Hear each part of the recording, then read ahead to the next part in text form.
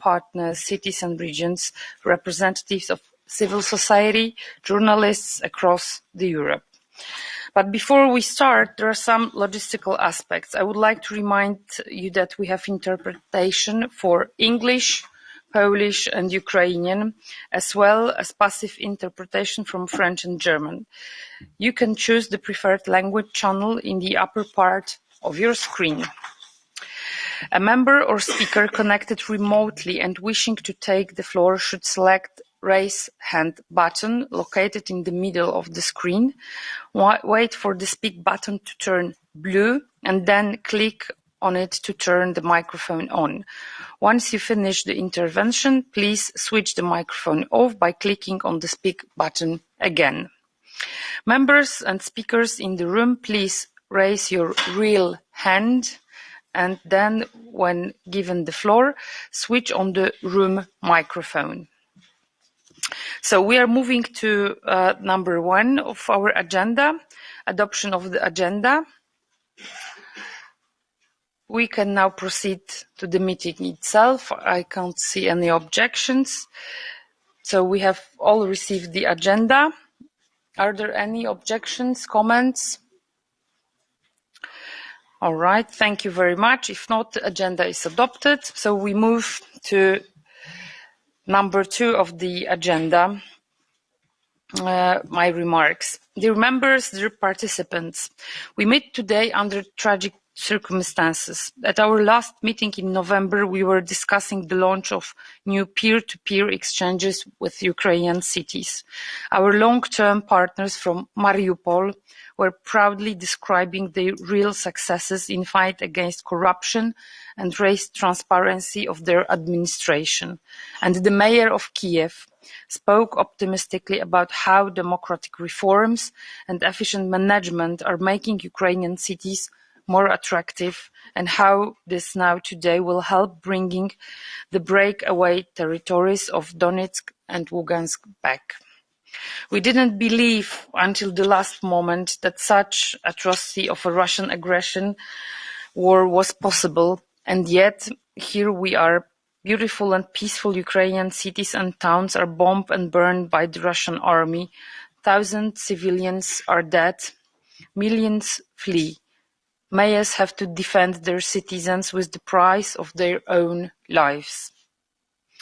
In front of this catastrophe, we local and regional politicians have been doing our best to speak up and support Ukrainians with all means we have. At the summit in Marseille on 3rd of March, all core members unanimously condemned Russian military aggression of Ukraine and expressed their unwavering support for Ukrainians, their sovereignty and freedom in the Declaration on Solidarity with Ukraine. Our members were quick to mobilize resources, organize humanitarian aid, collection centers, match offers of help from individuals and organizations with the need on the ground. I won't be singling out examples, but I'm confident that everyone in this room did donations, sent humanitarian aid trucks to Ukraine, welcomed refugees, or brought together manifestations of support. Please share your experiences later during this meeting.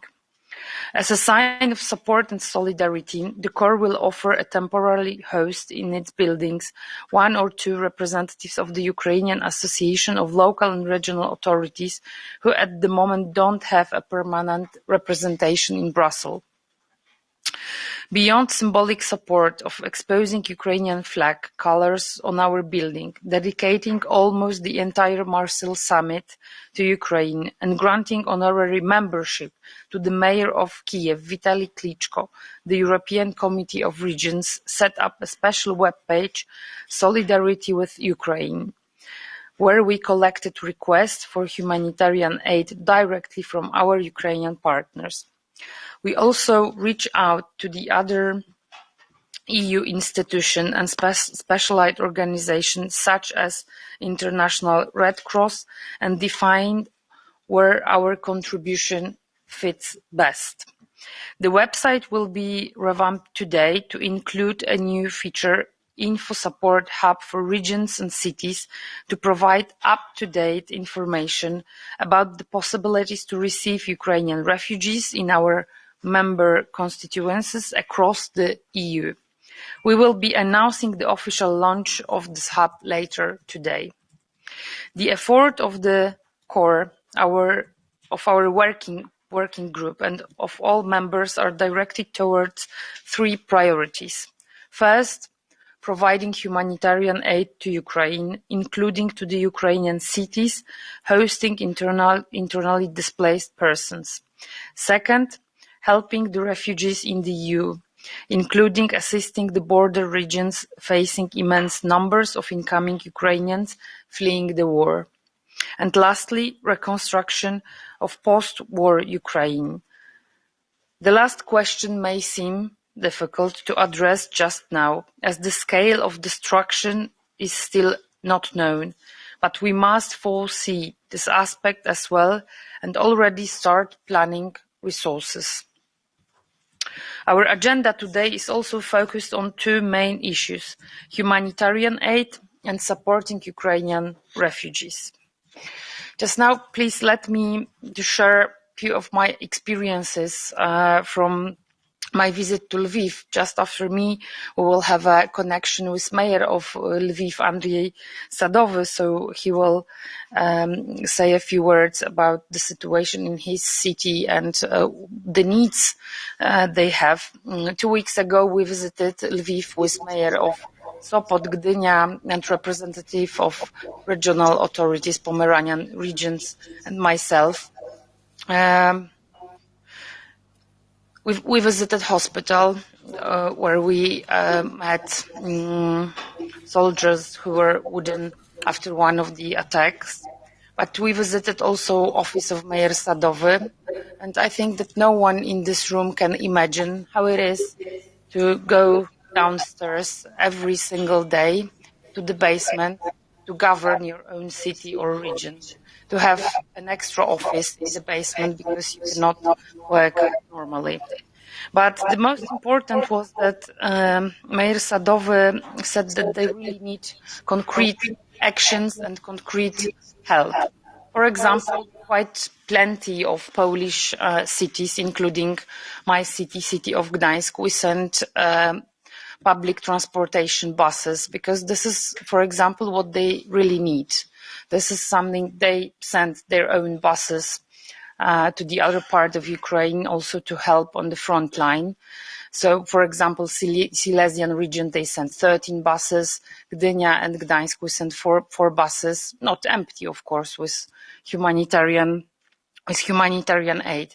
I think that we, as people who are always closer to the citizens, we also can really help directly, can think of this, what really we can do. And one more thing, when we were sitting and talking to Mayor Sadowy and his staff, he said, "Excuse me, I need to go to the cathedral to pay my tribute to one of the citizens of Lviv who died on the front line." So I asked, "Can we go with you?"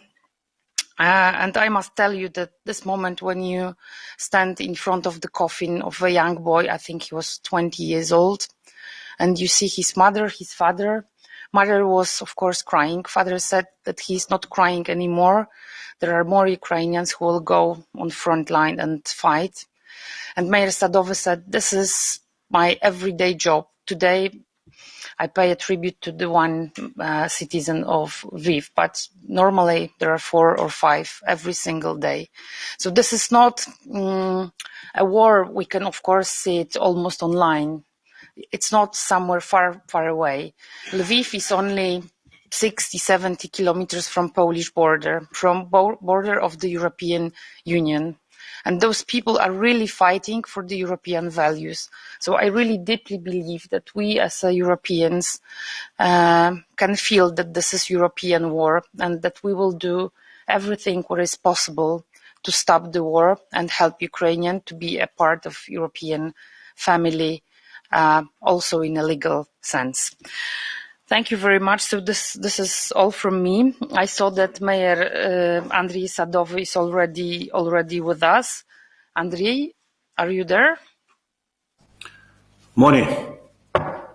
Hello. Dzień dobry, Andrzeju. Witaj. You may speak Ukrainian, and then we will have translation for all the members here. Okay, good morning, ladies and gentlemen. I will use Ukrainian language. По-перше, подяка за можливість сьогодні виступити перед вами. Як ви знаєте, 35-й день ми є у війні. Більше 200 тисяч російських солдат, тисячі танків, літаків вторглися на нашу територію.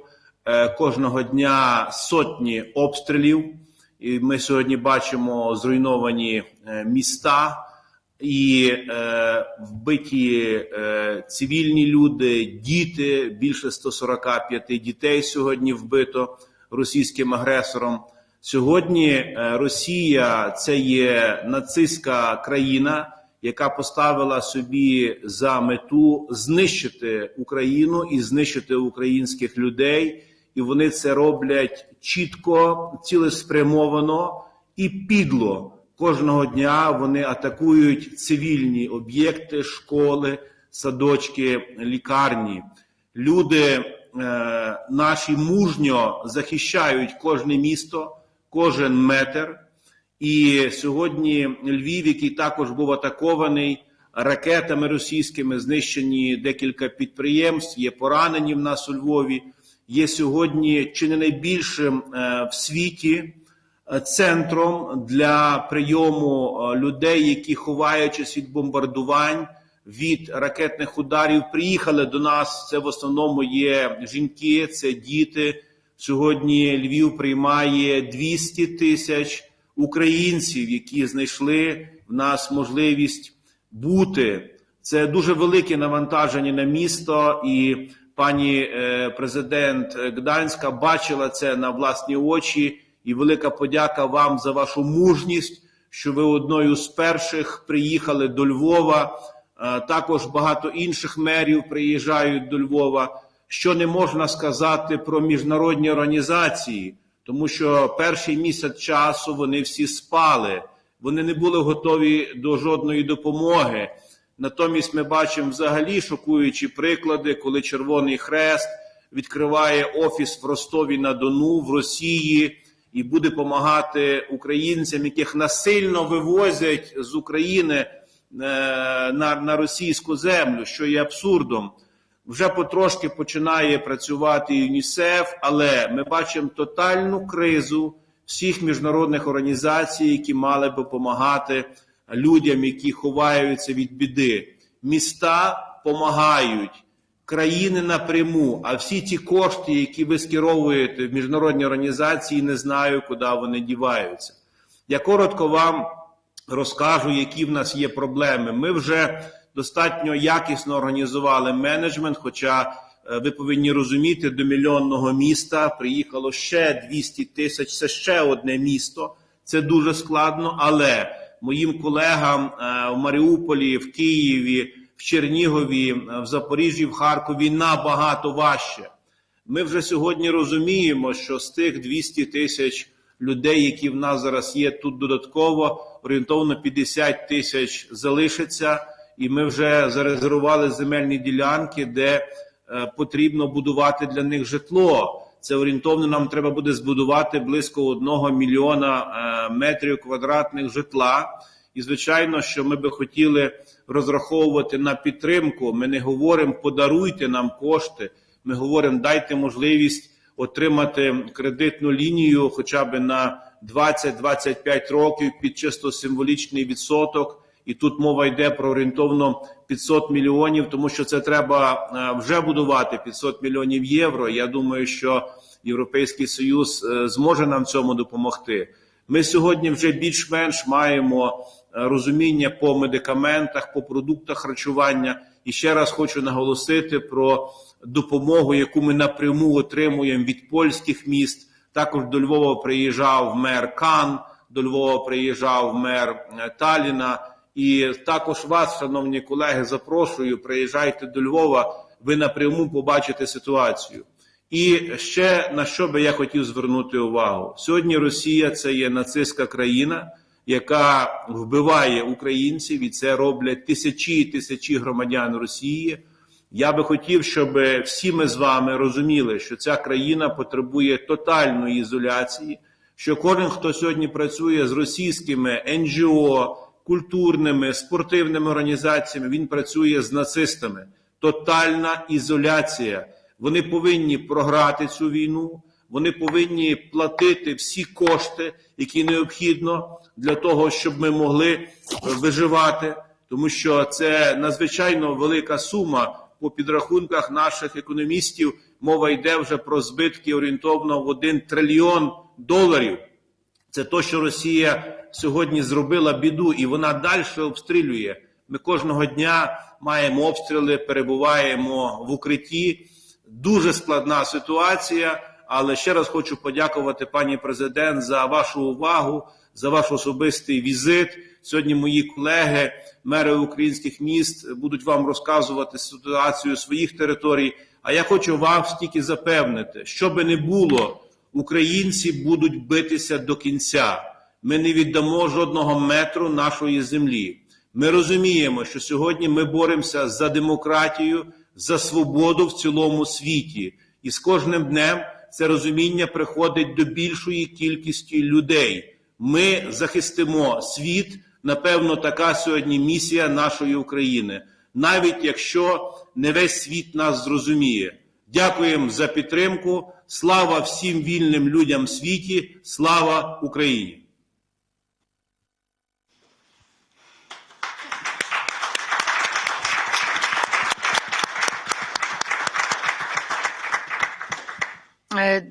Drogi merze Sadowy, drogi Andrzeju, bardzo dziękuję Ci, że połączyłeś się z nami mimo licznych obowiązków. Dziękuję za te słowa i zapewniam, że naprawdę będziemy robili wszystko, co w naszej mocy, żebyś nie czuł się osamotniony i żeby Ukraińcy nie czuli się osamotnieni. Bardzo dziękuję, serdeczne pozdrowienia przesyłamy do Lwowa.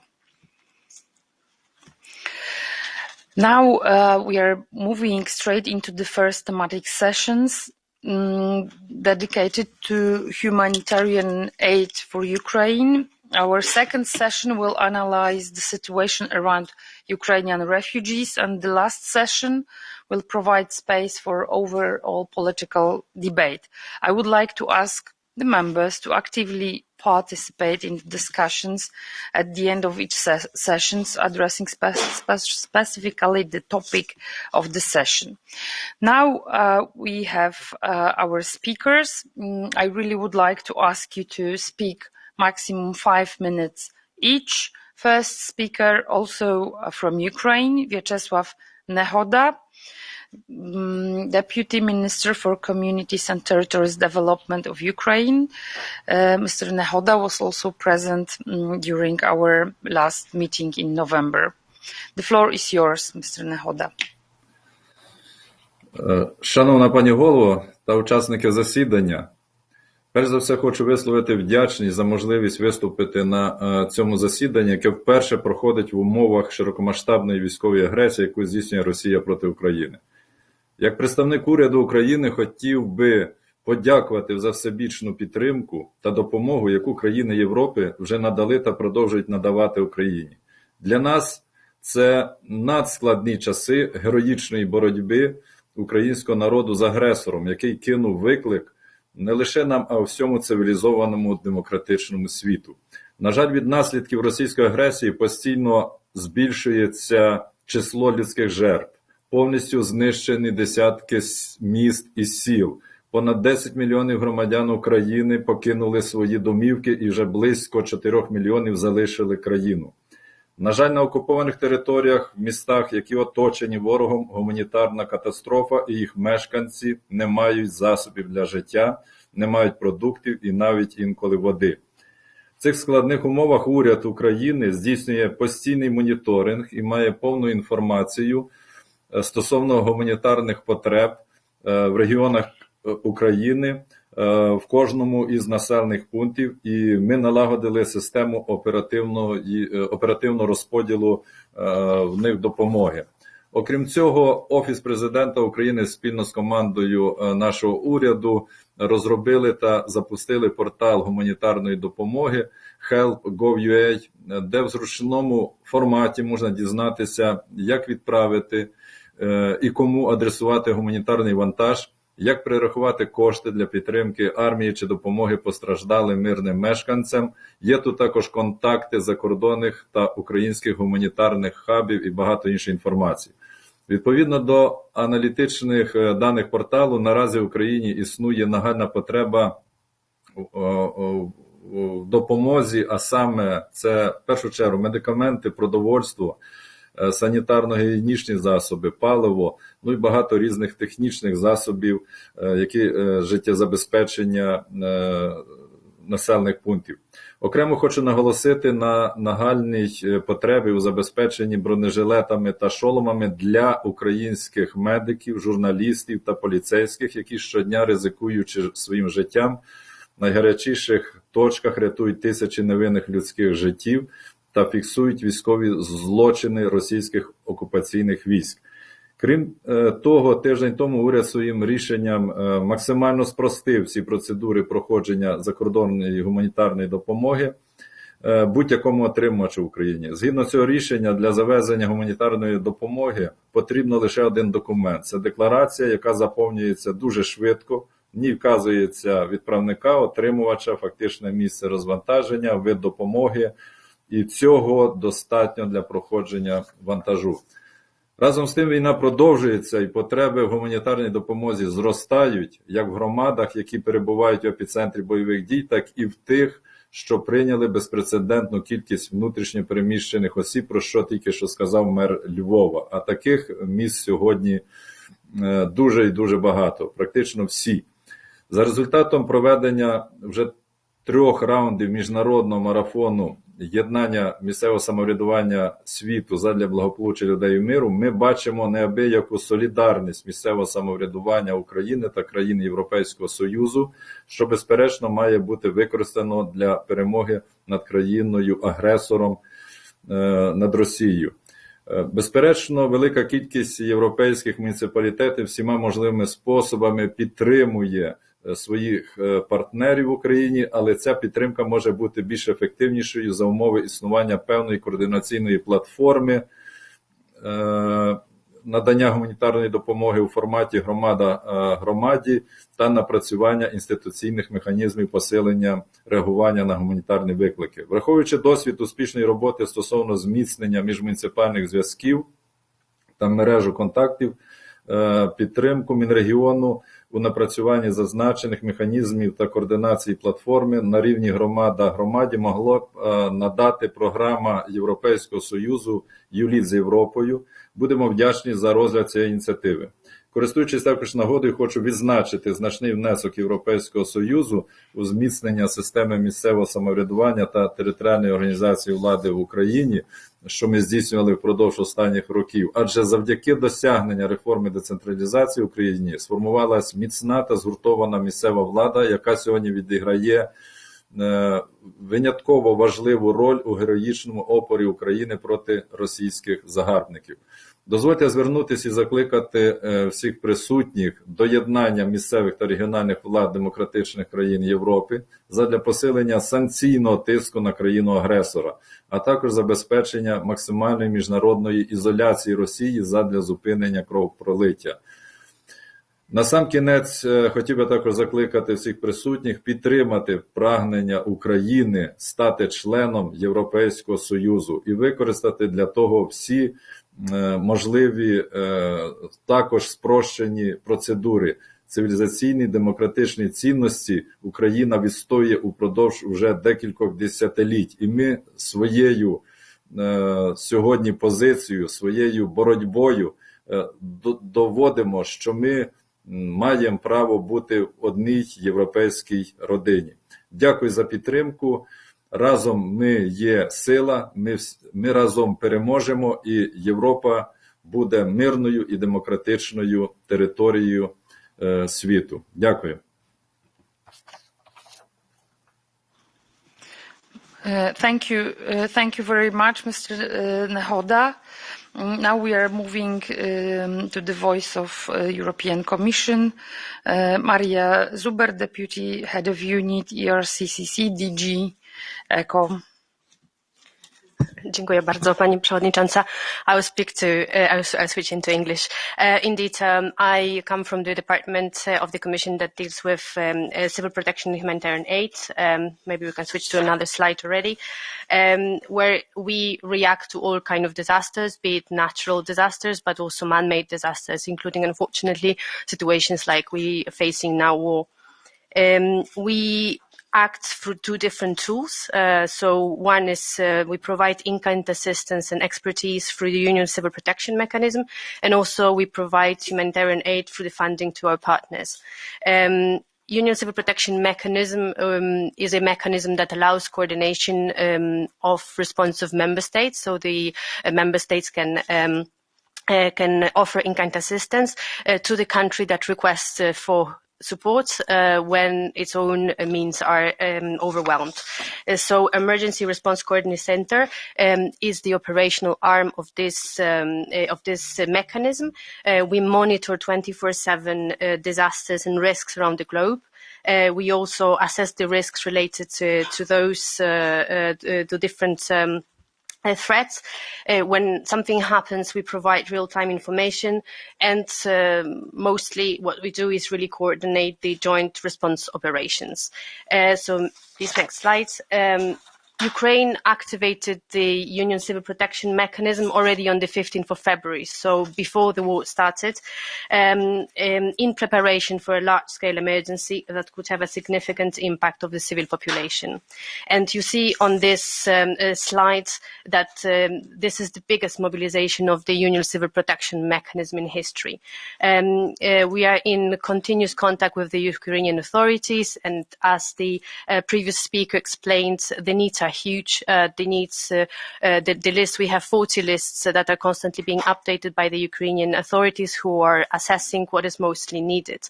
Indeed, this is food, this is ready-to-eat meals, this is medical equipment, medicines, protective equipment, fuel, almost everything. Union Civil Protection Mechanism consists of all EU member states, but also 6 participating states, including Iceland, Norway, Turkey, North Macedonia, Bosnia and Herzegovina, and Serbia. In this particular mobilization of the mechanism, all member states provide assistance, but also Turkey, also Turkey and Norway. You see, in this particular case, we have a very specific geographical conditions, because Ukraine can be accessed only through a few member states, and that is why we are channeling this assistance through our logistical hubs set up in Poland. This is the biggest hub, but also in Romania and Slovakia. So all member states that are sending assistance go through these hubs. And also, again, I want to confirm what previous speaker said. We have very good cooperation with Ukrainian authorities that really made it very easy to send all the humanitarian assistance. This is very easy to cross the border. We mostly use trains because that's the safest and the quickest. So we have in Poland and in Slovakia the trains that can easily just change the locomotive at the border and continue into Ukraine, so that we are also sure that this assistance gets where it needs to be. These maps show you which country offers what type of assistance. Later on, this presentation can be circulated, so you can also read all the details.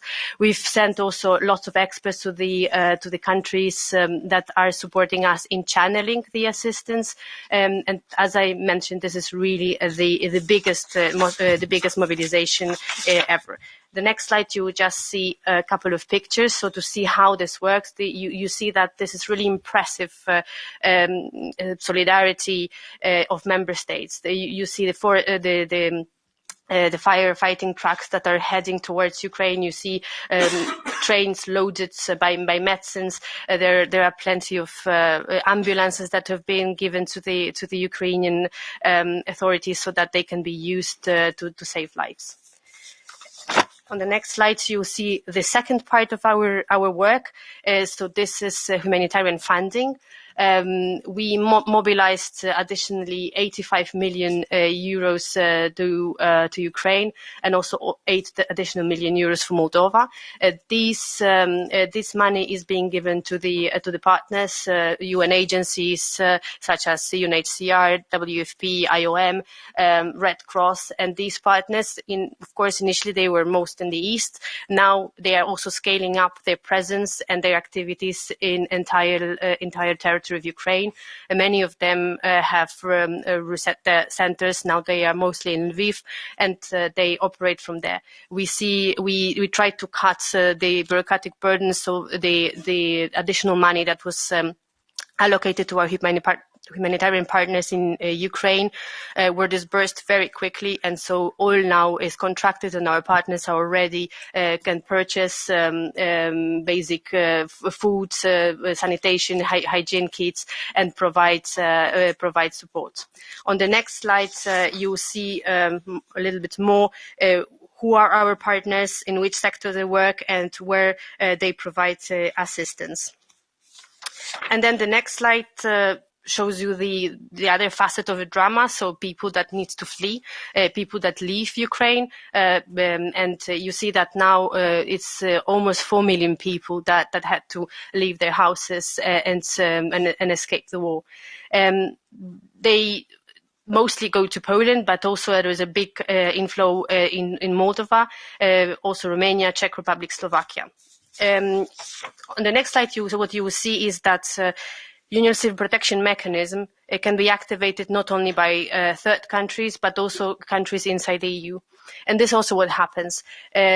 Poland, Czech Republic, Slovakia, and Moldova are also under big pressure. They are amazingly welcoming the refugees, but they need assistance. The numbers that you've seen on the previous slides are really high.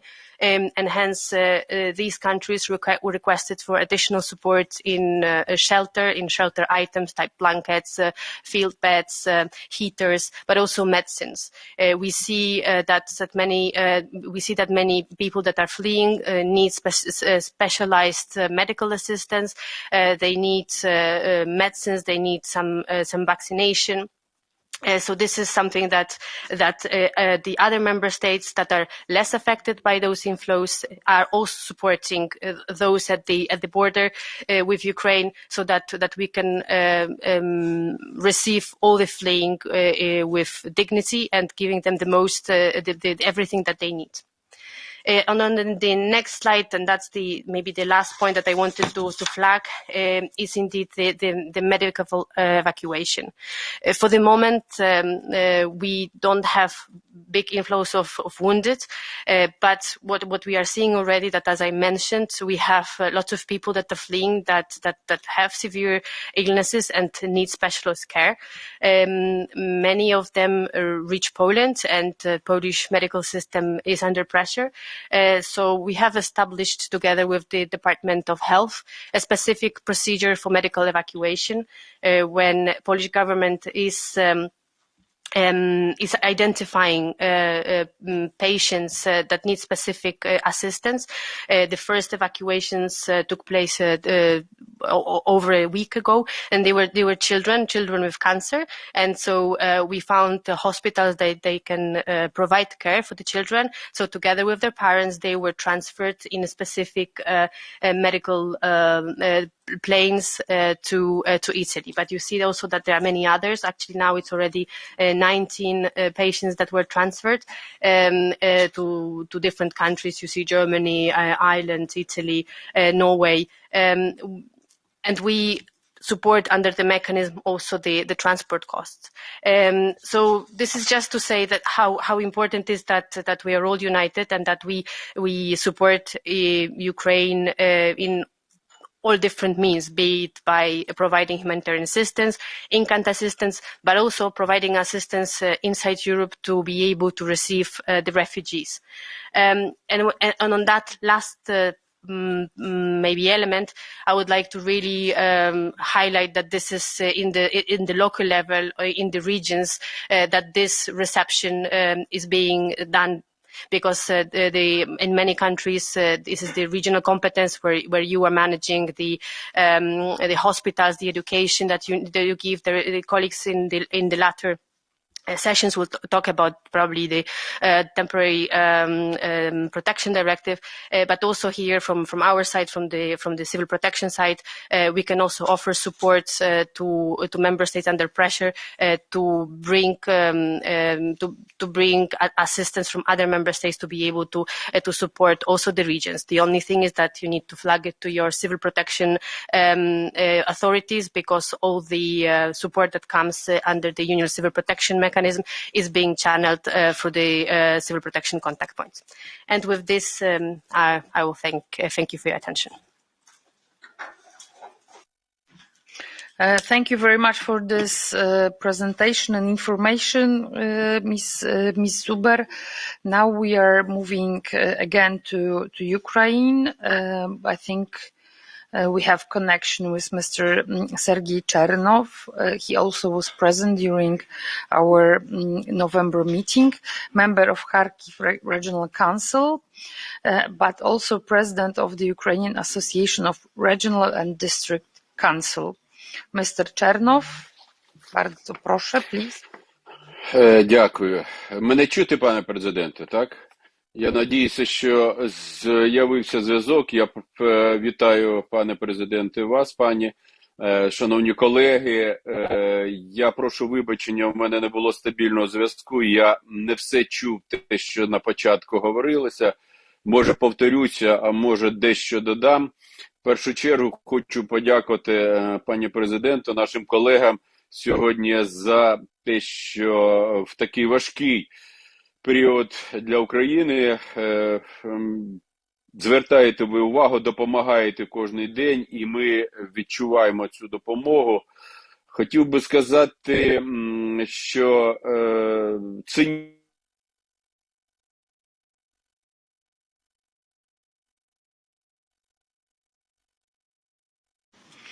I think we lost the connection. So maybe we will move to next speaker, and then we'll try to reconnect with Mr. Chernov. Please remember that around Kharkiv there are severe fires, therefore maybe this is one of the reasons why we don't have good connection. Mr. Ortyl, Pani Marszałku, the floor is yours. Dziękuję bardzo, Pani Przewodnicząca. Szanowni Państwo, mamy 30. dzień bohaterskiego oporu Ukrainy. Myślę, że musimy pamiętać o tym, że jesteśmy świadkami nieprawdopodobnych zjawisk, wydarzeń. Jesteśmy świadkami nieprawdopodobnej solidarności w naszym kraju, w Europie.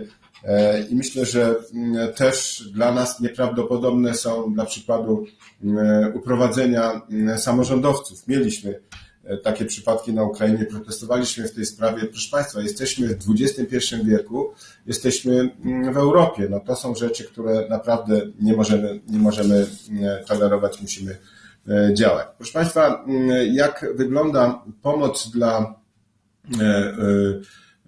uchodźców, jak wygląda wspieranie tej pomocy w naszym województwie, w naszym kraju, jak tak przebiega ta operacja, ja powiem, ona angażuje takie 4 obszary. Obszar obywatelski, proszę Państwa, obszar organizacji pozarządowych, obszar związany z samorządami i instytucjami, czym my jesteśmy bardzo zainteresowani, no i wreszcie też na czele tego wszystkiego stoi rząd z wojewodanami, z agendami, swoimi służbami kryzysowymi. Powiem jedną rzecz, ta kolejność nie ma znaczenia, w jakiej ja tu wymieniam te 4 obszary, ale chcę jedną rzecz podkreślić, że społeczeństwo obywatelskie naszego kraju zdało egzamin. Naprawdę to jest wielki fenomen i przez to między innymi możemy powiedzieć, i tak jest, że obozów uchodźców w naszym kraju nie ma. Ci ludzie są w rodzinach, są w instytucjach naszego samorządowych, są w instytucjach rządowych, także myślę, że nie ma tu problemów. Jak wygląda to finansowanie? Tak popatrzmy na to z góry. Znaczy, po pierwsze, proszę Państwa, Ten pierwszy etap to był taki, że nikt nie pytał o pieniądze, nikt nie pytał o pokrywanie kosztów. To jest też charakterystyczne. W drugim momencie teraz jesteśmy już pod mocą zmienionej ustawy. Możemy jako samorządy dedykować tą pomoc na Ukrainę i dla uchodźców, którzy są na terenie naszego województwa, naszego kraju. I tu chcę powiedzieć, że samorząd województwa podkarpackiego na swojej sesji sejmiku potwierdził w poniedziałek, że 3,5 miliona złotych przekazuje na te działania. Ale oczywiście także czekamy, a jesteśmy na dobrej drodze i uzgodnieni z Komisją Europejską i z naszym ministerstwem na zaangażowanie środków europejskich. Mam tu na myśli, dla przykładu, na Podkarpaciu ponad 50 milionów złotych chcemy na te działania przeznaczyć.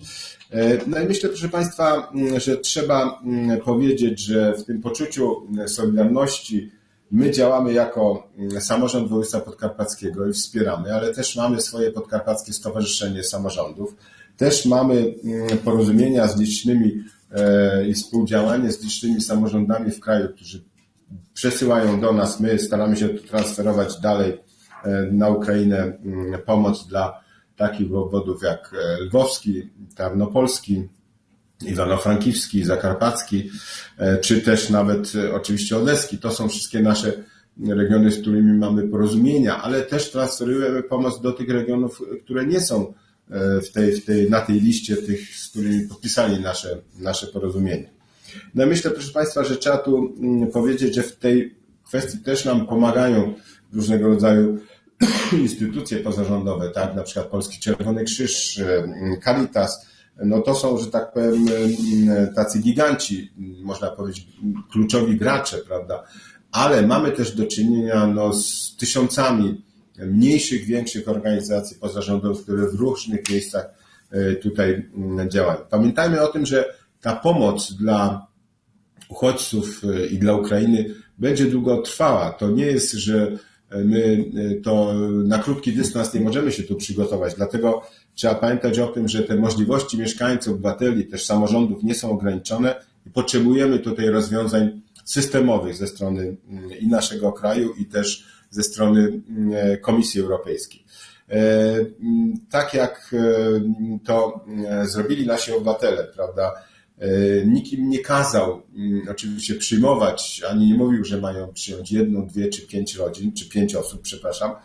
To tak samo musi być wypracowany taki mechanizm dobrowolności i wsparcia, jeżeli chodzi o relokację tych uchodźców w innych krajach Europy, i w ślad za tym powinny być dedykowane też oczywiście środki. Także tak to sobie wyobrażamy. I dlatego bardzo się cieszę, że ta inicjatywa regionów, krajów oczywiście, które są na granicy z Ukrainą, mam tu na myśli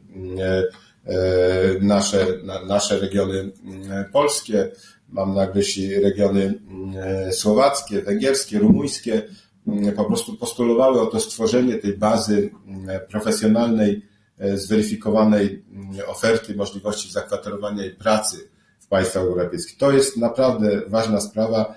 Też na pewno też podzielimy się tymi doświadczeniami, bo one są różne. Tych województw, które graniczą z Ukrainą, prawda, województwo lubelskie, województwo podkarpackie, ale też dla przykładu szef regionu granicznego z Węgier, Oskar Fesztak, jest naszym członkiem naszej grupy, też na pewno powie, jak to wygląda z pozycji jego regionu. Także my jesteśmy referencyjni, przyjmujemy, zaopatrujemy.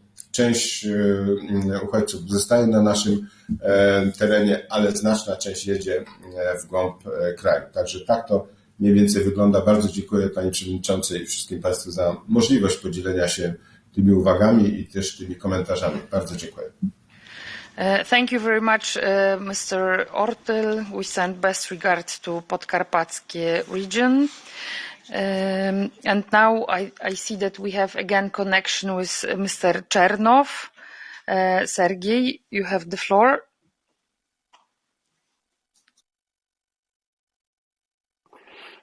Я прошу вибачення за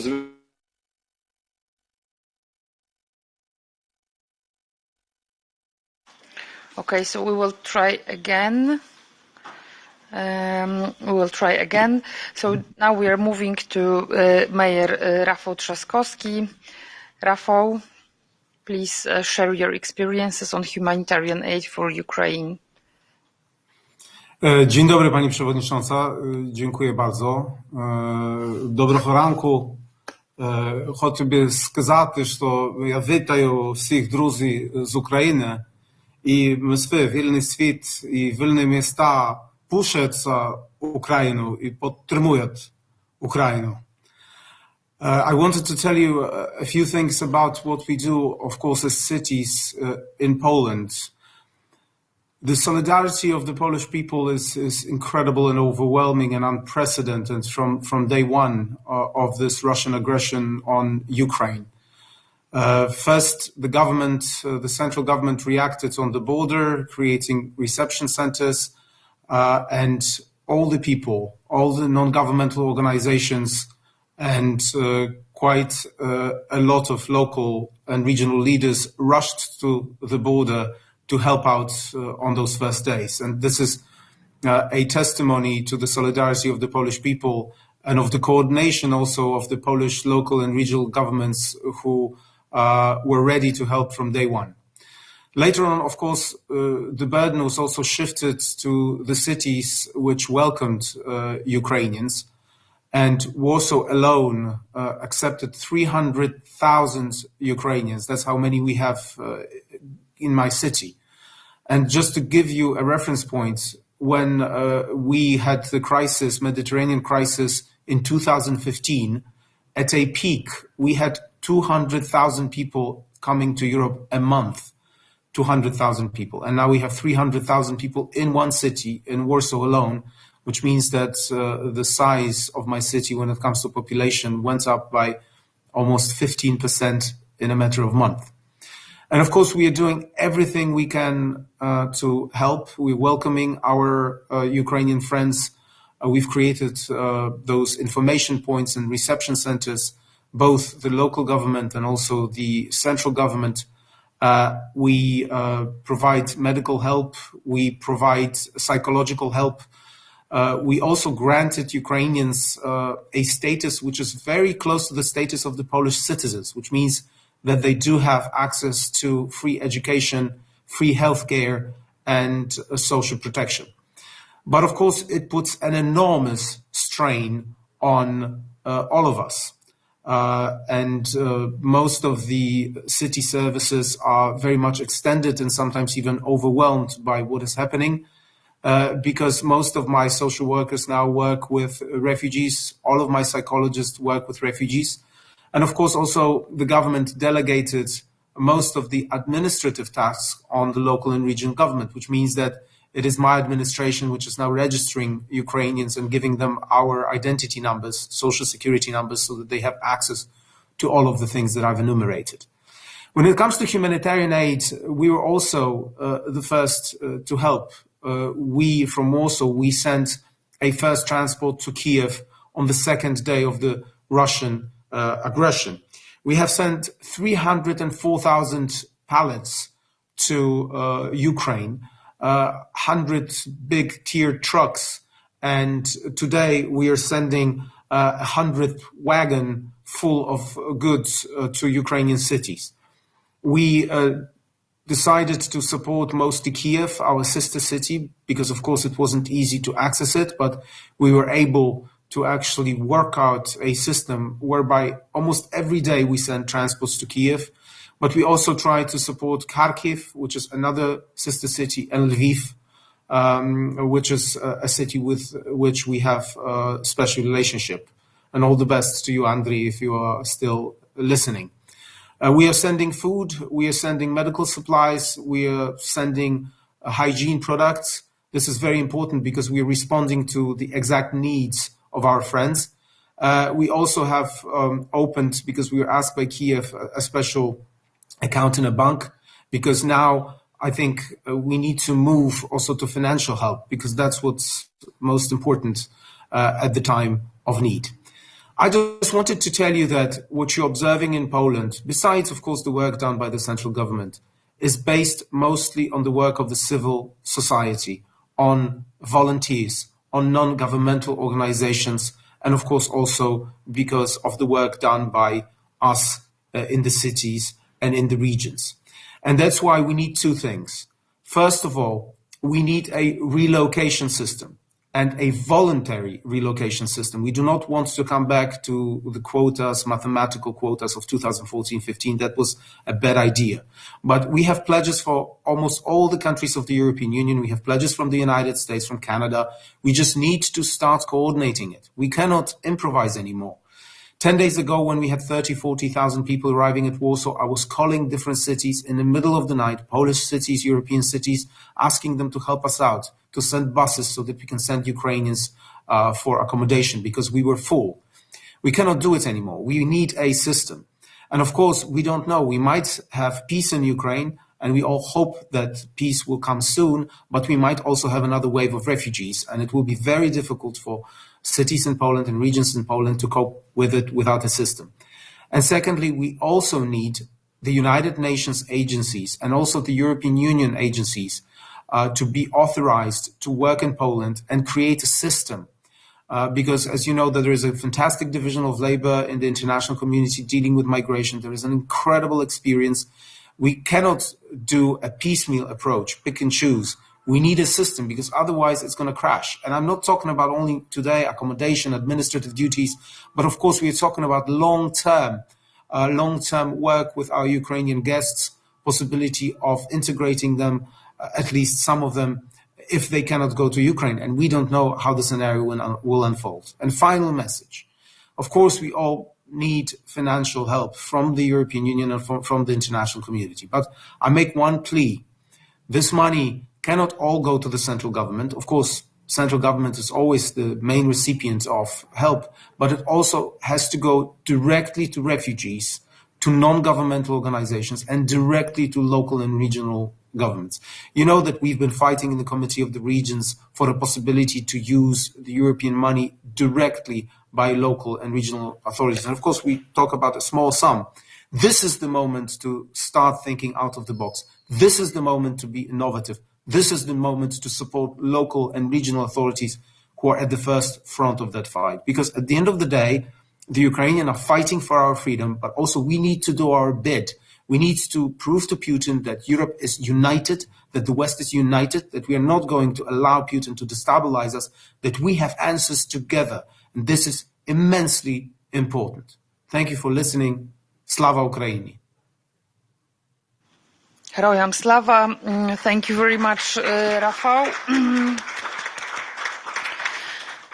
Thank you very much, Rafał Trzaskowski. I think that this is extremely important. Actually, what as I saw from the reaction here in the meeting room, what you maybe couldn't see, quite a lot of members were shaking the head, because this is one of the examples where we really need to talk with the European institution, European Commission, about the direct financing of the regions and cities in such cases like we have right now.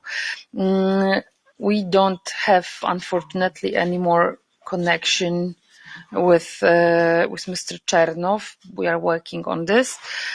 So now we are opening the debate. Okay, so first we have Emil Bock and then Mr. Roulion. So Emil Bock from EPP Group, the floor is yours. Thank you, Madam President. First of all, I would like to congratulate the local, regional, and national authorities from Poland for the way they are dealing with the refugees, having in mind they are the very first one in terms of numbers of refugees that they have to cope with. Of course, we have our strong support, solidarity with the Ukrainian authorities, and we are doing everything which is possible to help them. So I will share with you on the behalf of the Romanian authorities, which is the second country in terms of refugees, some concrete aspects.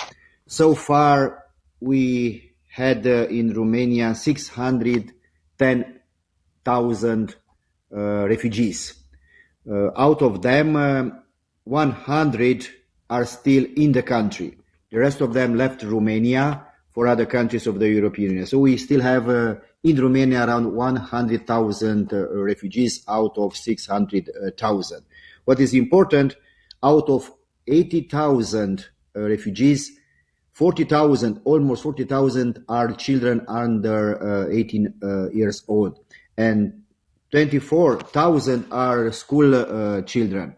So from that perspective, it was and it is important to include the children in the school system. We succeed to provide 58 schools and 10 high schools with the Ukrainian language in Romania in order to teach the kids from Ukraine in their own language. So I think this is a good way to do everything is possible to feel to the closer condition to their home from Ukraine, taking care about the kids in terms of education. The second point, we succeed to create in Suceava, on the border with Ukraine, at the county of Suceava, a humanitarian hub. What does it mean? We centralize all the support from Romania and from Western Europe, and after that go to Ukraine. So far we were able to send 102 trucks, 42 from Italy, 40 from France, 5 from Bulgaria, 4 from Austria, 10 from Romania, 7 from Slovenia, to send trucks with a lot of help, materials, humanitarian aid to Ukraine, and to centralize all the support. The third element, it's, I would say, a good model of good practices that the national government will succeed to create a platform to integrate support. So anyone who wants to give support in terms of food, medicaments, beds, and so on, they can call and provide support. The other one is for accommodation, another platform. So there are a lot of Romanians hosting Ukrainians at their home, and as in Poland, it's a huge solidarity and sympathy with the Ukrainian people, together with a strong support of the civil society. The last but not least, I would like to mention about healthcare. We provide by law that all citizens from Ukraine, all the refugees, are benefiting freely of medical assistance in the Romanian system in order to take care about their health support in the country. So from that support, I think we try to do our best in order to help the Ukrainian people. At the local level, I give just a small example from my city, Cluj-Napoca, in the very heart of Transylvania, Romania. We provide for our 2,000 refugees, we are in the city, a call center, bilingual call center, Romanian and in Ukrainian, 24 hours to provide support in all legal manners, from accommodations to other kind of education, Medicare, translations, legal documents, kids, and so on. So it's a way how we can make them feel as well as possible in our city and our country. Last but not least, I will close mentioning that as a president of Romanian Association of Municipalities, besides our support in and out of the country, we wrote a letter to 327 Russian mayors, telling them that what is happening in Russia right now, it is an atrocity. It's against of a human being. It's against of any principle of democracy. It's against of the Russian people, because they are not guilty of the government from Kremlin. So we ask them to do everything they can to stop this war, to act at the local level, to convince the people, to convince their leaders that this war is so unjustful and we need to come back to the way of collaboration and cooperation. And I hope in the end, the local mayors from Russia will do something. We do not want to blame the Russian people for the mistakes of the Kremlin regime, because we want to have the Russian people on board on democracy in Europe, but in the same time to understand that no dictatorship is possible in Europe, and no one has the right to take the life of the others or to proclaim that no other nation should be available around Russia. So I'm so proud in the end as a European to see a unique and a strong response of the European Union towards Ukraine. You'll see in the polls how European Union is getting better and better in the minds of the people, in trust in European Union, due to the very concrete response and very strong accent on our values and staying united around Ukraine, we are standing also to defend our values. So thank you for letting me to participate in this group and to share with you our thoughts. And again, we stand with Ukraine because this is a marathon, unfortunately, not just a sprint. So we have to take care for a long period of time because as we can see in this very moment, it's a marathon of support, not just a sprint. Thank you, Madam President. Thank you very much, Mr. Bock. Thank you, Emil. It is really good to hear also Romanian perspective because you are the only member here during our meeting from Romania. But I really would like to remind all of you that first we have this session on humanitarian aid, and second session that we will start briefly. It will be on refugees. So if you could really stick to the topic, it would be really good. On behalf of PES, Mr. Roulion. Merci Madame la Présidente, Madame le maire. Je voudrais tout d'abord dire notre soutien au nom du groupe socialiste du Comité européen des régions, fort de ses 90 membres, aux maires et présidents de région ukrainiens qui se battent et aussi au peuple ukrainien agressé. Nous sommes révoltés par les crimes de guerre, nous avons le cœur brisé par le massacre des femmes, des vieux, des enfants, et nous voulons continuer à agir très fortement dans toute l'Europe. Ce que je voudrais dire, c'est que Poutine a eu deux mauvaises surprises. C'est d'abord, bien entendu, la résistance militaire farouche des Ukrainiens, et c'est aussi la force de l'Union européenne et la force de la démocratie. Alors qu'il pensait avoir un ventre mou, il y a eu au contraire des gens qui se sont dressés, qui se sont révoltés contre cette agression et qui se sont unis. Et je voudrais dire qu'une des bonnes nouvelles, c'est que le drapeau européen a retrouvé de ses couleurs, et c'est très important. Nous avons au groupe socialiste initié un certain nombre d'initiatives, avec en particulier le maire de Florence, notre collègue Nardella, et nous organisons tous les samedis et nous incitons les maires à se rassembler, à faire des rassemblements tous les samedis en soutien du peuple ukrainien. Le symbole est toujours important. Nous devons aussi agir efficacement par l'aide humanitaire. Nous soutenons bien entendu les livraisons d'armes défensives qui ont été faites par des États, par l'Union européenne, mais nous voulons aussi mieux coordonner l'aide humanitaire. De ce point de vue-là, je pense qu'il y a des progrès à faire. En France, parce qu'on a plutôt dissuadé les membres d'envoyer directement du matériel, mais au contraire de faire des dons dans un fonds qui a été mis en place par l'État. La question des enfants aussi, des orphelins, des enfants déplacés est très importante, et là il y a une action vraiment déterminante à faire pour éviter que ces enfants tombent entre les mains d'organisations du crime organisé et qu'ils puissent être soutenus et réinsérés en Europe. D'un point de vue financier, nous soutenons l'initiative de la Coter qui vise à recueillir les difficultés qui existent aujourd'hui pour recevoir l'aide dans les pays d'Ukraine.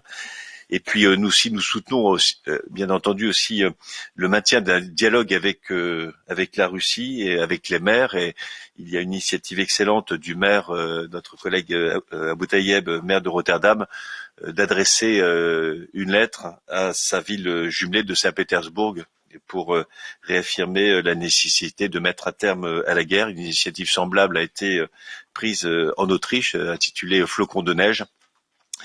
Et voilà, je pense que c'est important d'avoir aussi cette action en direction du peuple russe, parce qu'il faudra bien trouver un jour une issue à la crise. Et par la suite, il faut aussi penser peut-être dès maintenant à la reconstruction.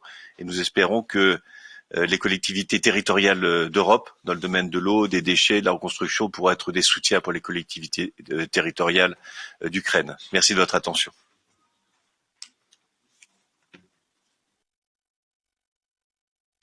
Thank you very much. We have more speakers, more members to discuss. First, we have Mr.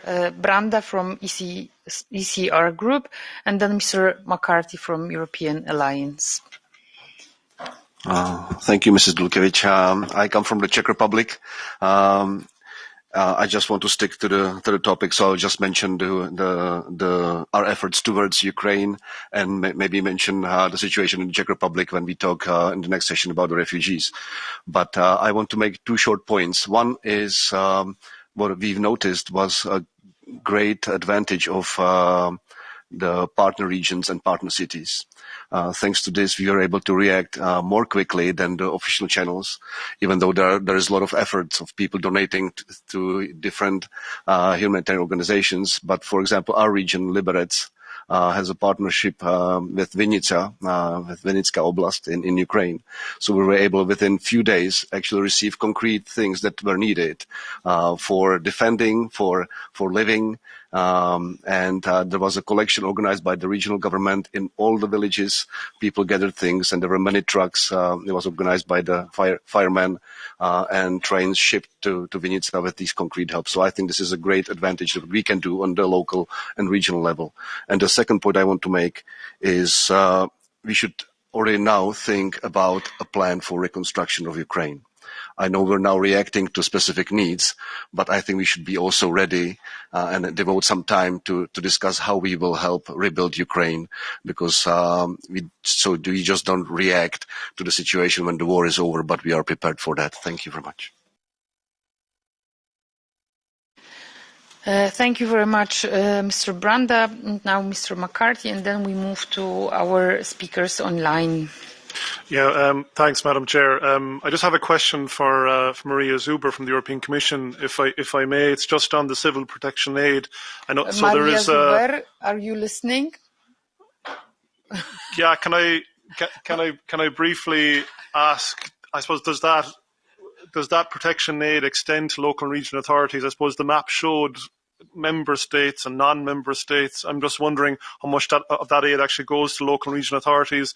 And I may have the same question for Rafal in Warsaw. Is he actually liaising on that civil protection aid program as well, so he can help and push support back into Ukraine?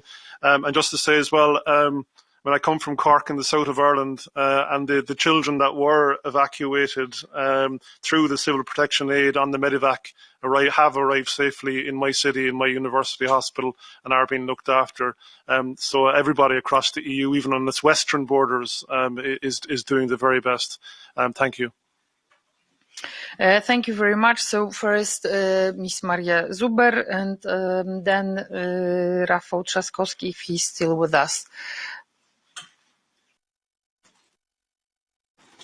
No, thank you very much again for inviting, and thanks for all the comments. I think we're on the same line. I've heard also indeed that, as mentioned, that the reception of the refugees is so important on the local level, and again also here the Irish colleagues that confirmed the medevac. So we are all standing together to support both Ukraine in Ukraine, but also Ukrainian fleeing from the war. So once again, thank you very much. Thank you. Rafał Trzaskowski, are you still with us? Yes, I am. Yes, thank you. Yes, we are absolutely ready to liaise with the European Commission, and we are doing it. And let me explain how it works. The European Commission is, of course, on the ground, and I've talked to the representative of the European Commission from quite a few directorates general and to a few commissioners. And also, the United Nations agencies are on the ground, both the High Commissioner for Refugees, the Migration Agency, UNICEF, and so on, and quite a lot of non-governmental organizations.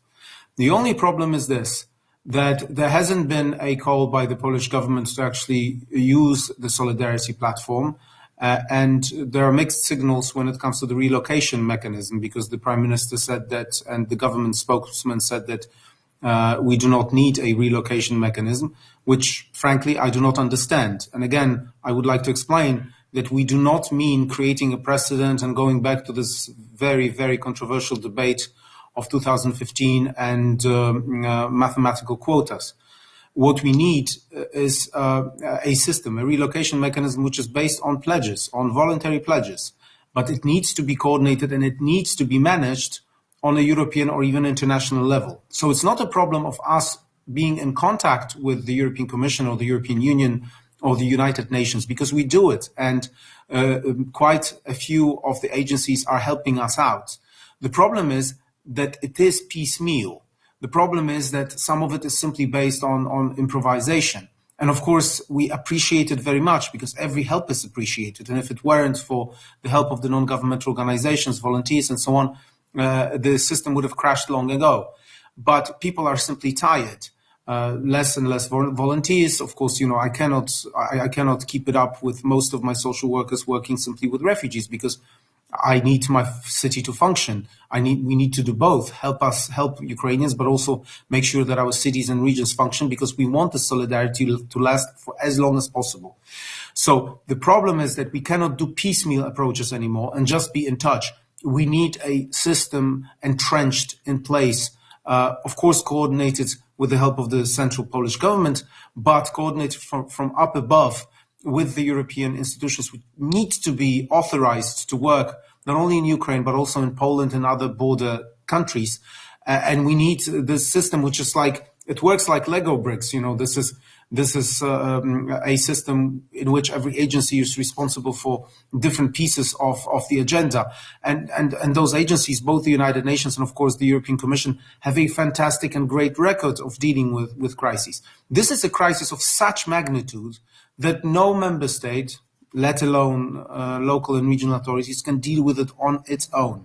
That's why I think that we need to have it done in a way which is much more coordinated. And that is my call and that is my plea.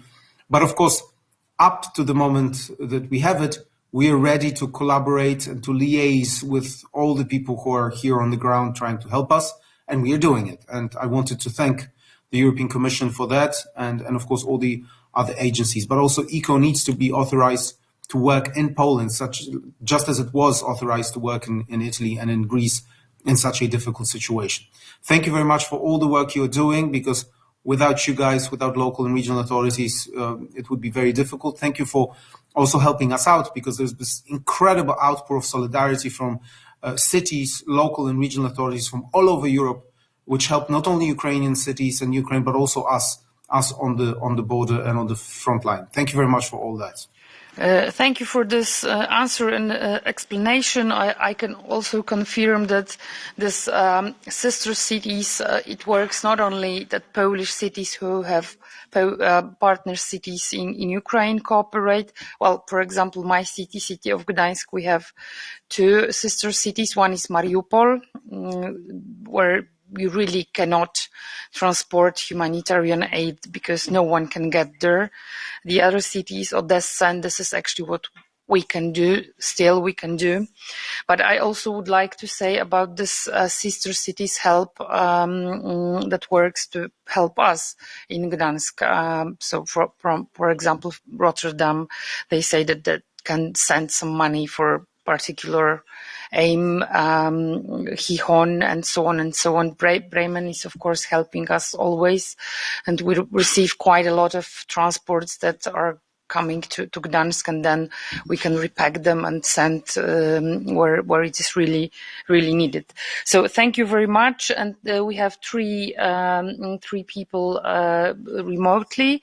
Dunay from Acted, and then we have Mr. Ostropolsky from EU Delegation to Kiev. Mr. Dunay? Do you hear me? Yes, we can hear you. Hello, everyone. Thanks a lot. I'm Aurélien Donnet from Acted, an international non-governmental organization working in 40 countries. And I wanted today to take the opportunity to share the vision of humanitarian actors working on the ground in Ukraine and surrounding countries to respond to the major humanitarian crisis we are facing. Let me also thank first the European Committee of Region for inviting us to this working group. We are all committed to address the current major humanitarian crisis, including with the support of the European Commission, international institutions, French municipalities, and in close coordination with Ukrainian authorities that I take the opportunity to sincerely salute today. So since we've been working in Ukraine since 2015, with 150 staff and 20 partners in the country that have been committed since then. Since the 24th of February, I wanted to give you quickly what we are doing. So we relocated our Ukraine's capital office in Lviv and opened operational offices based in Dnipro, Vinnytsia, Chernivtsi, and a logistic hub in Czechów in Poland. We also opened some offices in Moldavia and Romania to respond to the global crisis. We have finalized partnerships agreement with 30 Ukrainian civil society organizations in 12 oblasts, because we believe that Ukrainian organizations and authorities that are represented today are at the front line of the humanitarian response, both for the internally displaced people and host communities. So what did we do concretely so far? We reached over 40,000 individuals with emergency humanitarian assistance since the start of the conflict. And we launched an operation in France with the support of France's municipalities, departments, and regions, an in-kind and in-cash collection from French people, operation called Humanitarian Convoy for Ukraine. So concretely, we received already in Ukraine 10 convoys totaling 41 trucks for 600 pallets of humanitarian aid in Ukraine, in Poland, and in Moldavia, including items such as food kits, bottled water, hygiene kits, and first aid kits. Out of these, 400 pallets of humanitarian aid have been delivered directly into Lviv, into Kharkiv, and into Vinnytsia. We also delivered hot meal to 30,000 individuals in collective centers. In Donetsk, we distributed food to 4,000 people and delivered non-food items and hygiene kits to 2,000 people. In Kharkiv, we reached 300 individuals with food parcels and 143 with hygiene kits.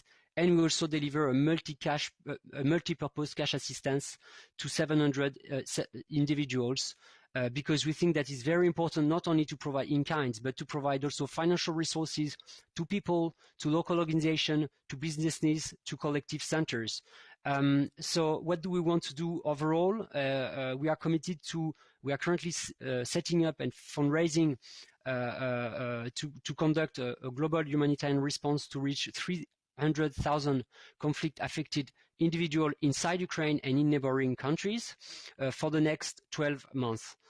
First, we want to deliver core relief items into directly conflict areas in eastern Ukraine. Second, support to IDPs in central and western Ukraine. Then support to Ukrainian refugees that we will be talking in a minute in Moldavia and Romania.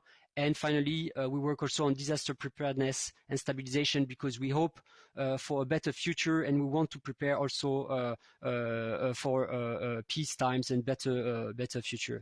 We see two key priorities now, and I will soon stop. Priority one is to ensure a life-saving humanitarian corridor for supplies and evacuation, so the aid can safely be delivered and people evacuated. The second priority we see is that we need to support IDPs and municipalities that we've been discussing with since the first day of ACTED's intervention in the countries for service delivery. Service delivery in host communities is severely stretched by a huge influx of internally displaced people, and there is a need also to support the host communities in close partnership with local authorities.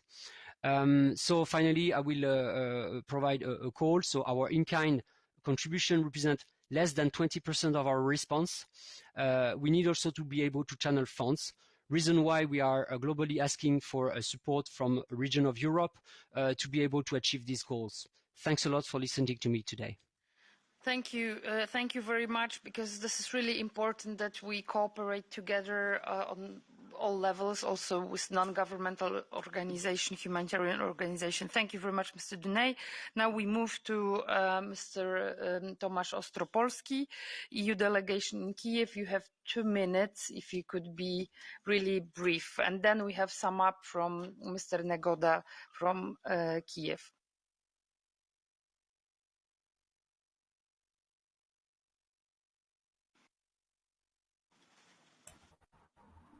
Can you hear me, colleagues? Yes, we can hear you. Thank you, President. Good morning. Доброго ранку, шановні друзі і колеги України. Tomasz Ostropolsky from the EU delegation to Ukraine, currently speaking from Warsaw.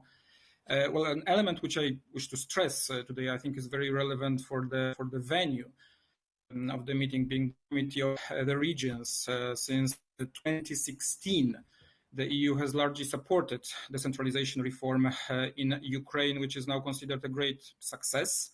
And the benefits of this form of the local self-government were clear in peacetime, but now we can see the strength of municipalities and local leaders who spoke also today, of also in wartime.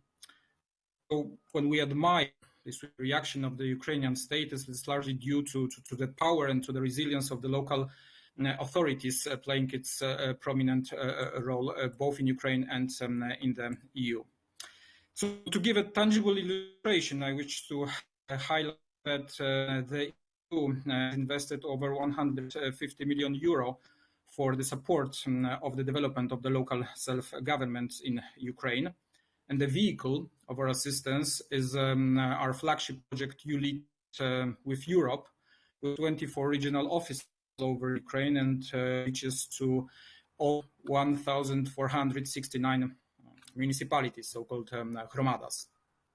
So currently our project is a well-known and recognized partner on the ground in Ukraine, and we take benefit of these direct local contacts, provide assistance in the most efficient way. Well, there is of course time today to speak about all of assistance over the last 6 years. I will only make a point on the flexibility of our project. It was the first one to provide locally great help under COVID-19 in the form of sanitary equipment. And now it does the same and much more with emergency supplies. So now our project, ULEAD, has been repurposed to provide some assistance both to those involved in reception of internally displaced persons, and second, to those most affected by the war. So in that respect, it's procured so-called packages, including filter products, power generators, spotlights, chainsaws, water tanks worth over 15 million euro. So the products are now arriving to a warehouse close to Rzeszów and will soon reach the Ukrainian municipalities.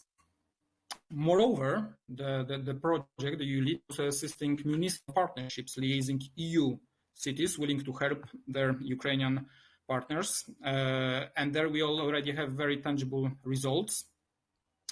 So already in the first half of March, the first truck from Slovenia reached hromadas of Bucha and Trostianets, and then Sunday another delivery reached Monastyrska and Drohobych oblasts with 12 tons of long-term foods, of hygiene products, water, and rescue equipment.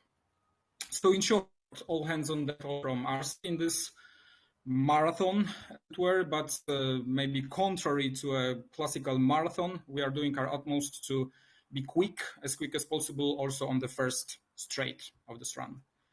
Thank you very much, colleagues. Thank you, President. Thank you very much, Mr. Ostropolsky. And our last speaker to sum up, again from Kiev, Mr. Vyacheslav Nehoda, Deputy Minister of Communities and Territories Development of Ukraine. Дуже дякую, пані голово.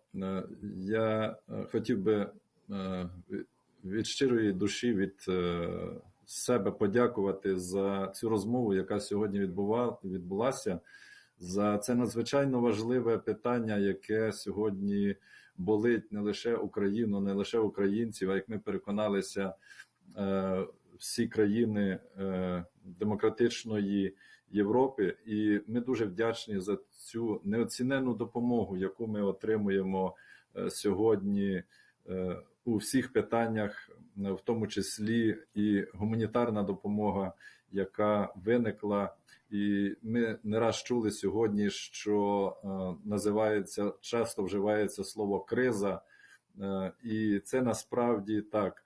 Звичайно, мене також вразили слова одного з мерів, коли говорить про втому. Так, ви втомилися, повірте, ми не менше втомилися. Ми втомилися від вибухів, від сирен, від смертей, від крові, від сліз. Це надзвичайно тяжка і, можливо, для багатьох втома, яку дуже важко буде пережити не просто на роки, а на все життя. Але ми будемо боротися, як тут і говорив і мер Львова, ми будемо боротися, щоб ця війна завершилася, щоб вона завершилася перемогою демократії, щоб вона завершилася перемогою людей, які сповідують людські цінності, які проти крові, які проти смертей. І я хотів би також сказати наступне. Ми сьогодні обговорюємо наслідки. Ми сьогодні обговорюємо наслідки того, що трапилося. А я хотів би, щоб за тим ми завжди пам'ятали, яка причина. А причина все ж таки агресія.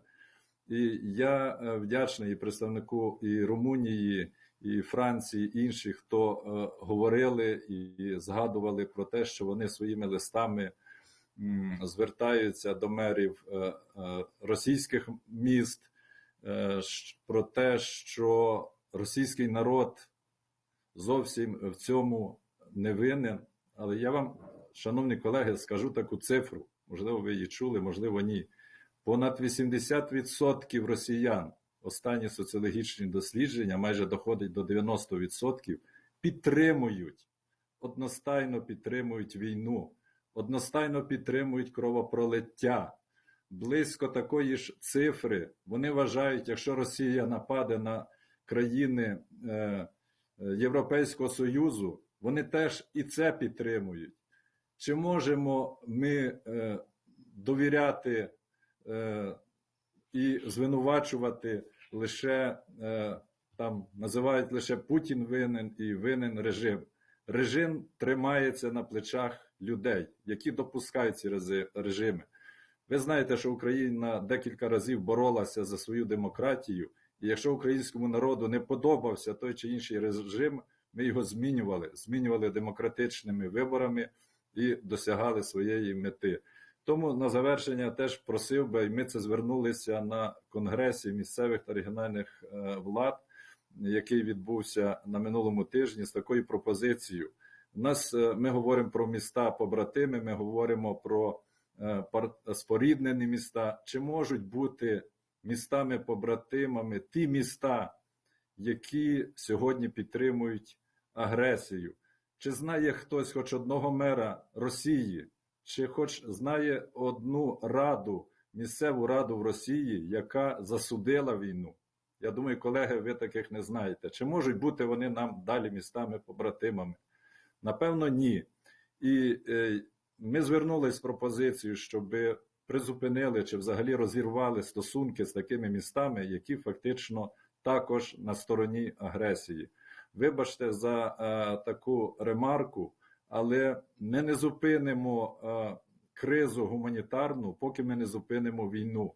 І ми повинні всі розуміти причину цієї війни. Ми повинні зробити все, щоб агресор, країна-агресор була звідусіль оточена санкціями, щоб їхні кораблі не могли зайти в морські порти, щоб їхні вантажі і товари на їхніх товарах не зароблялися гроші на нову зброю. Тому я хотів би, звичайно, ще раз подякувати за сьогоднішню розмову, але наше основне завдання, спільне завдання – це зупинити війну, зупинити агресора, зупинити силами України. Якщо ми цього не зробимо, повірте, він піде далі. Дякую.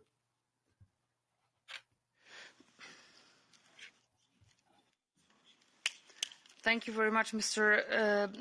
Nehoda. By the end of our meeting, our group, we are going to adopt a statement where we are also touching the issue you've mentioned. We really not only cross the fingers and not only wish you good luck, but we are really doing also our political job to support Ukraine, and then on the other hand to stop Russian invasion also in an economical way, not to be supported from the European countries. Thank you very much. This first session on humanitarian aid, we are unfortunately 20 minutes late. I'm really sorry about this, but we had really lively discussion. So now we are moving to thematic session number 2, supporting the Ukrainian refugees in the EU regions and cities. With more than 3.7 million refugees having left Ukraine and an estimated 6.5 million having been displaced within the country, what we are facing today is the biggest humanitarian crisis in Europe since the Second World War, and it is becoming worse each day. EU's border regions are facing enormous pressure in some of the Polish cities, including the capital of Warsaw. What Rafał Trzaskowski had just said, the number of refugees comprises 15% of the population.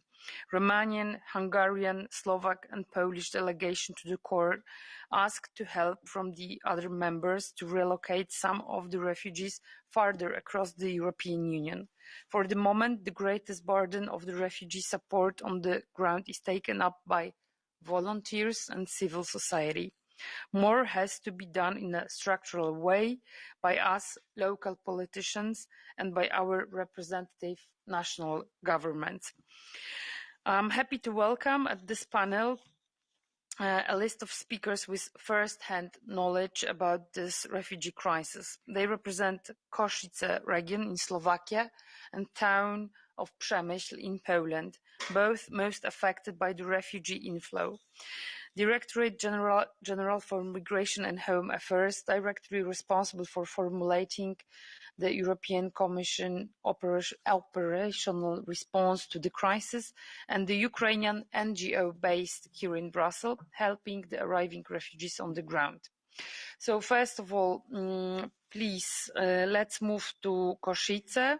We have Rastislav Trunka, Chairman of Košice Self-Governing Region. I'm not quite sure if Mr. Trunka, he is remotely connected. Mr. Trunka, are you with us? The floor is yours, and then we will move to Przemyśl, to Mayor of Przemyśl, Wojciech Bakun. Thank you very much. The Košice Self-Governing Region condemns the Russian Federation military attack on our neighbor Ukraine. Since the beginning of this armed conflict, we have done everything to help the people who had to leave their homes because of the war. We allocated funds for humanitarian aid for our borders and brothers and sisters. Us and our region has become one of the first safe places for Ukrainians fleeing the disaster. Every day we are a part of the lives of our brothers and sisters, and we try to be a great support to them in these moments. Due to the great linguistic, culture and historical connections with Ukraine and its people, Slovakia, often mainly its eastern region, our region, represents natural elements in their lives of many Ukrainian citizens. Our Slovak language is the closest of the European language to Ukrainians. Many Ukrainian citizens study and work in our border region, and families live their daily lives across the border. Our region represents the gateway that the EU opens for our friends. Dear colleagues, let me briefly present the practical measures we have introduced. We are focusing on few important points. First, having information. We opened information stands for people from Ukraine directly on the border and the railway and bus stations. Volunteers provide information and necessary assistance related to accommodation and transport. Many of them work 24 hours per day. Second point, faster and more efficient accommodation. Even before our national administration, the Košice self-governing region launched and booking systems to meet refugees' individual needs. Refugees can have requirements about the accepted length of stay, proximity to medical facilities, or the possibility to bring pets. The system provides volunteers with up-to-date information on available capacities. Therefore, the volunteers can make an online reservation in the chosen facility. Previously, it took us at least 15 minutes to help a Ukrainian family while a volunteer telephoned the accommodation facilities, but all it takes now is 1 or 2 clicks. Third point, providing accommodation and meals. Košice region provides accommodation in more than 26 regional facilities. Fourth point, our volunteer center coordinates all volunteers in the region. Under one roof, we're providing 100 regional volunteers per day. Fifth, transport. Our contracted bus company operates regular bus service from the border crossing with Ukraine. Moreover, residents of Ukraine can use the bus services anywhere in the Košice region free of charge. Sixth point, people for people. We prepare humanitarian aid warehouses. Anyone who wants to help can buy or donate essentials. Also, the region opened a transparent bank account. Individuals, businesses, and other organizations can contribute, and necessary things for Ukrainians can be provided. Seventh point, integration of Ukrainian refugees' children in schools. Very important point. The region assists in the integration processes of children in the Slovak school system. We have an increasing numbers of incoming high school students studying in many of our 63 secondary schools. It is with a heavy heart that we look at the situation among the war refugees seeking safety. Some children have no parents. We help children from the orphan in Lviv to get the safety. I'm pleasant that in this taste of humanity, apart from the regional government, everyone who can is giving and helping hand. Dear colleagues, this is the highest number of refugees we have ever had to deal with. It is an unpredictable experience for our region and our people, and it comes with its challenges and difficulties. Dear all, no matter the challenges, we will stand with Ukraine and try to help the refugees as much as we can. But to sustain our efforts, we need strong support from our national partners and you and European partners. To succeed, this must be coordinated European projects. Thank you very much. Thank you very much, Ratislav. Best regards to Košice. And now we are moving to Przemyśl. Mayor Wojciech Bakun. Are you connected? The floor is yours. Bardzo proszę, panie prezydencie, drogi Wojtku. You need to musisz nacisnąć na guzik, żeby Big button. Okay. Dziękuję. Thank you very much. I just want to talk about some digits. if you think our city, I'm the mayor of the 60,000 population city, and in last month we supported about 700,000 to 800,000 refugees. We are the probably biggest reception point in Poland. We organize help, manage people coming through nearly 3 borders in Medica, in Korczowa, and also railway border in city center Przemyśl. All that refugees was supported by us. Receive medical helps, psychological help, and especially, all that food and drinks, hygienic things. We provide everything. But, we are the frontline city, and we organize that for just a temporary stay. We organize about 3,000 beds in our reception center, but we had a few nights where about 5,000 to 6,000 refugees stay over the night because we have no connection with different cities in Poland. We manage that situation on the very front line. To be honest, is less refugees coming through the border now. But if someone asks me, especially press, ask me about how we do this, we have no any refugee camp in Poland. Answer is very simple, because every refugee, nearly all of refugees coming to Poland stay in our houses.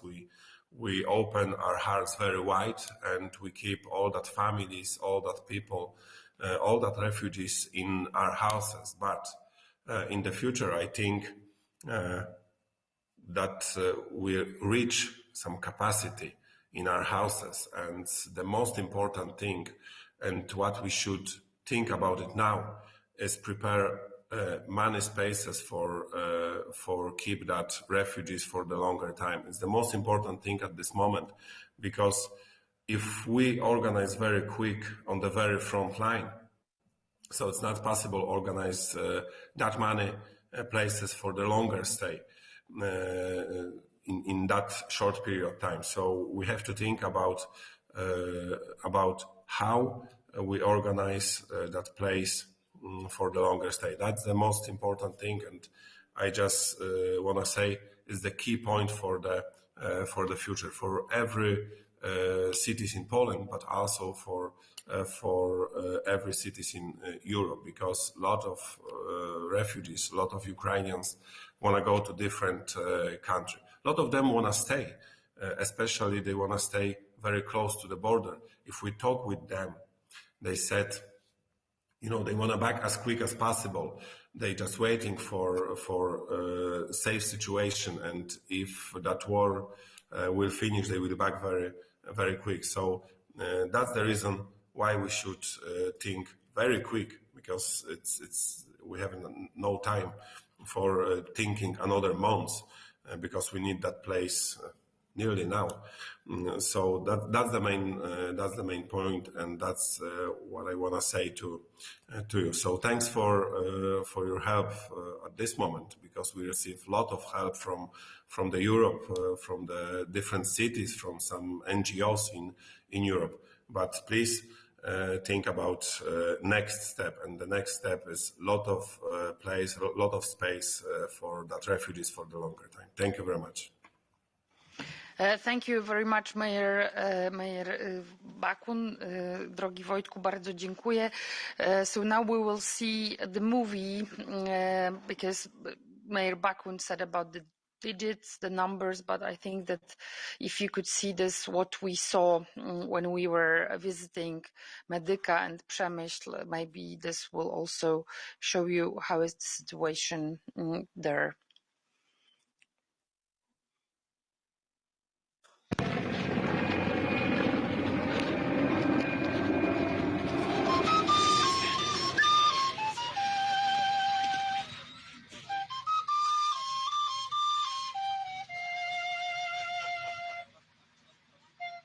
Bardzo ciężko, bardzo.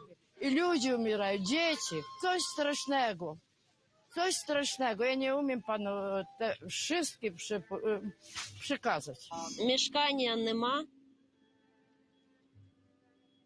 Już rozbite. Naprawdę to jest bardzo trudne czasy dla Ukraińców. Bardzo dziękujemy Polakom, wszystkim krajom Europy za to, że nam wspierają, ale no niestety widać, że tej pomocy nie jest tak za bardzo dużo, nie? I jeżeli ktoś mnie tam usłyszy czy coś, no proszę o tej pomocy, nie? Bo każdy Ukrainiec teraz walczy o niepodległość całej Europy i mi się wydaje, że to jest ważne для нас. Просимо допомогу, тимчасовий захист. Коли закінчиться війна, хочемо повернутися до рідного краю, до України, до нашої неньки. W ciągu miesiąca przez Przemyśl przejechało 700 tysięcy uchodźców. Blisko 2,5 miliona uchodźców z Ukrainy trafiło do Polski. Mimo tego nie mamy w Polsce ani jednego obozu dla uchodźców. To nasze wielkie serca spowodowały, że wszystkich ich przyjęliśmy pod nasze dachy, ale wraz z rozwojem tej sytuacji nie będziemy sobie w stanie z tym poradzić sami. Pomóżcie nam. Будь ласка, допоможіть нам. Допоможіть нам, будь ласка. Please help us. Допоможіть нам. Please help us. Допоможіть нам, будь ласка. Can you help, please?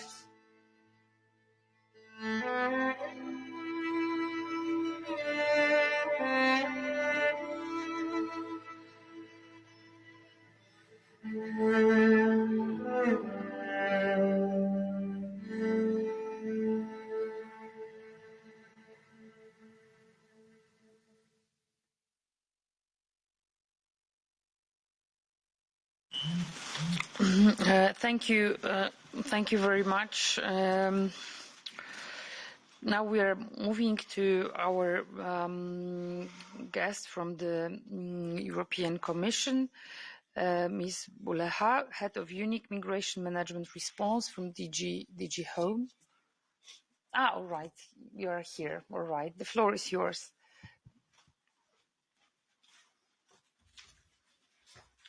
Thank you, Madam Chair. And on behalf of the Commission, first of all, could you please speak to your microphone, which is here, because for the translation it would be much easier. Thank you. So I speak from DG Home Affairs, Migration Management, and I wanted to thank you for the opportunity and also for the opportunity to listen to representatives who are on the front line. This being said, from the perspective of the Commission, I wanted to inform you of the first initiative taken by the Commission after the adoption of the Temporary Protection Directive, which is the setting up of the Solidarity Platform, a platform that aims at collecting and listening to the needs of the Member States in terms of reception and more, and to match those needs with offers for solidarity also across the Union.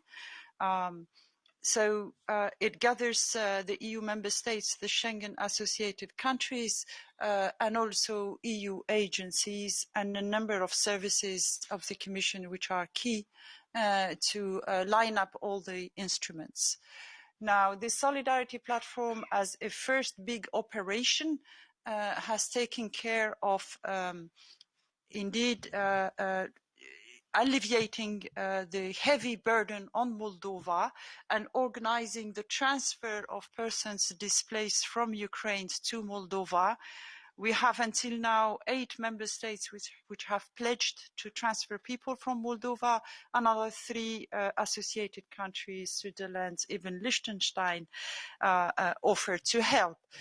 In order to organize this operation, of course, we're counting on the generosity of the member states, also the support of EU agencies, UNHCR and IOM. It is our lessons learned. We have a few flights which have taken place, is that a number of people to be transferred come with vulnerabilities, some traumatized. So we have had to agree specific procedures to be doing that with the care for vulnerables. And we have another set of procedures also to care for unaccompanied minors. There are a number of them which needs to be transferred with specific procedures. Alleviating the burden of Moldova has been a top priority under the Solidarity Platform because it helps also Romania and the other countries neighboring Europe.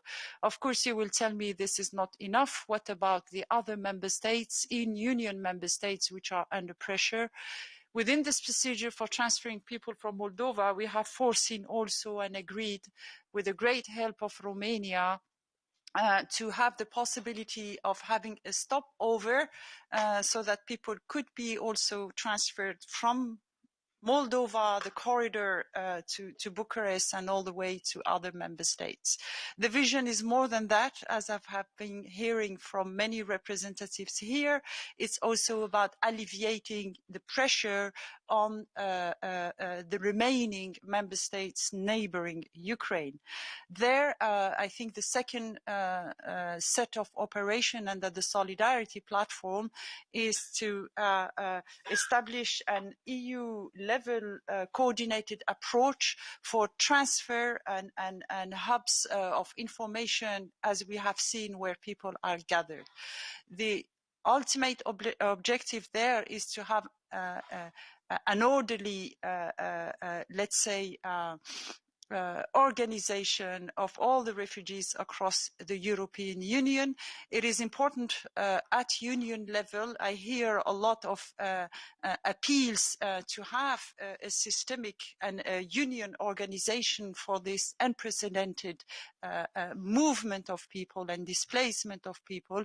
So the ambition here, as it was discussed at the Council of Ministers on Monday this week, is to have an EU coordinated level. So we need a vision and a clear picture of where are the concentrations and the hubs, the human hubs, where are the transport hubs. So we have started this week, no later than yesterday, to discuss with the transport sector the transport hubs, but also for the countries which are able to show what is their reception capacity. In this operation, it is also important to provide the right information. We see that refugees make the preference to stay closer to the ground, which is a legitimate thing that we need to understand. But we see that tomorrow there is a need also for people to be moving onward if the capacities in the overstretched neighboring member states cannot cope anymore. So this is the second busy agenda for the Commission. And with that also providing the right information to people on their rights, on the opportunities for moving onward, the transportation, but also the opportunities and offer in remaining member states. It is, and I hear there are a lot of bilateral type of cooperation and solidarity happening already between many municipalities and countries and in the neighboring, in the neighborhood of Ukraine and the rest of Europe. But we would like to see this being scaled up. Now, I have heard also the call for, a massive call for solidarity even beyond the European Union. And we do have, since the beginning of the Russian aggression on Ukraine, we have intensified conversations, contact and cooperation with partners of the EU. And we have agreed already tomorrow, Thursday, yes, to kickstart really concrete discussion and exchange notes with the US, Canada and the UK. All of them have either pledged to take persons displaced from Ukraine directly with different sort of schemes, you name it. It's resettlement, it's family reunification. So we are now coordinating notes between the efforts from the European Union and from these partners of the Union. Yes, today it's US, Canada and UK, and tomorrow we may need more. Last word on this. Indeed, an important thing is to deal with the situation of today, but another important thing is to prepare contingency for more than that, because nobody knows what tomorrow is going to be made of, and this is yet another strand of work that we are taking care of. Thank you for your attention. Thank you very much. I see already Ms. Groter would like to ask the question, but first we have Luba Karpachova, and then we will move to the discussion. Okay, so Luba Karpachova, Refugees Department led at Promote Ukraine here in Brussels. The floor is yours. Thank you very much, and good morning, ladies and gentlemen. First of all, thank you for having me here and giving a chance to speak about the challenges we have here, specifically in Belgium, that we're having with the displaced people, with the refugees from Ukraine. So my name is Luba Karpachova. I am a refugee department lead at Promote Ukraine, and it's an NGO based in Brussels. Originally, Promote Ukraine was was founded in 2014 when the first case of Russian aggression at Ukraine territory took place. At that time, the organization was more as a media and advocacy platform created. But as of February 24th, 2022, a large number of volunteers joined our organization, and we literally grew from a few people to more than 70 skilled professionals who are working day and night to support not only people in Ukraine by providing and sending them humanitarian aid, for example, but also working with the displaced Ukrainians who had to flee the country. And I will speak a little bit more about our experience as volunteers. So please bear with me because, again, I will be talking about the non-government organization experience. Belgium, being on more of a western side, almost a western frontier of European Union, wasn't really prepared for an influx of refugees. Well, nobody in reality was, but from what we have experienced, Poland, Romania, or Slovakia, or other bordering countries with Ukraine, they organized almost immediately and very quickly the reception centers for refugees, welcome desks, translation services, so even advice on the safe transit through the countries, and we're really thankful for that. But in Belgium, what we have seen initially, the initial challenges were that people were arriving to Belgium and they were recommended just stay with your friends or family. And you can imagine only few people had really friends or family here.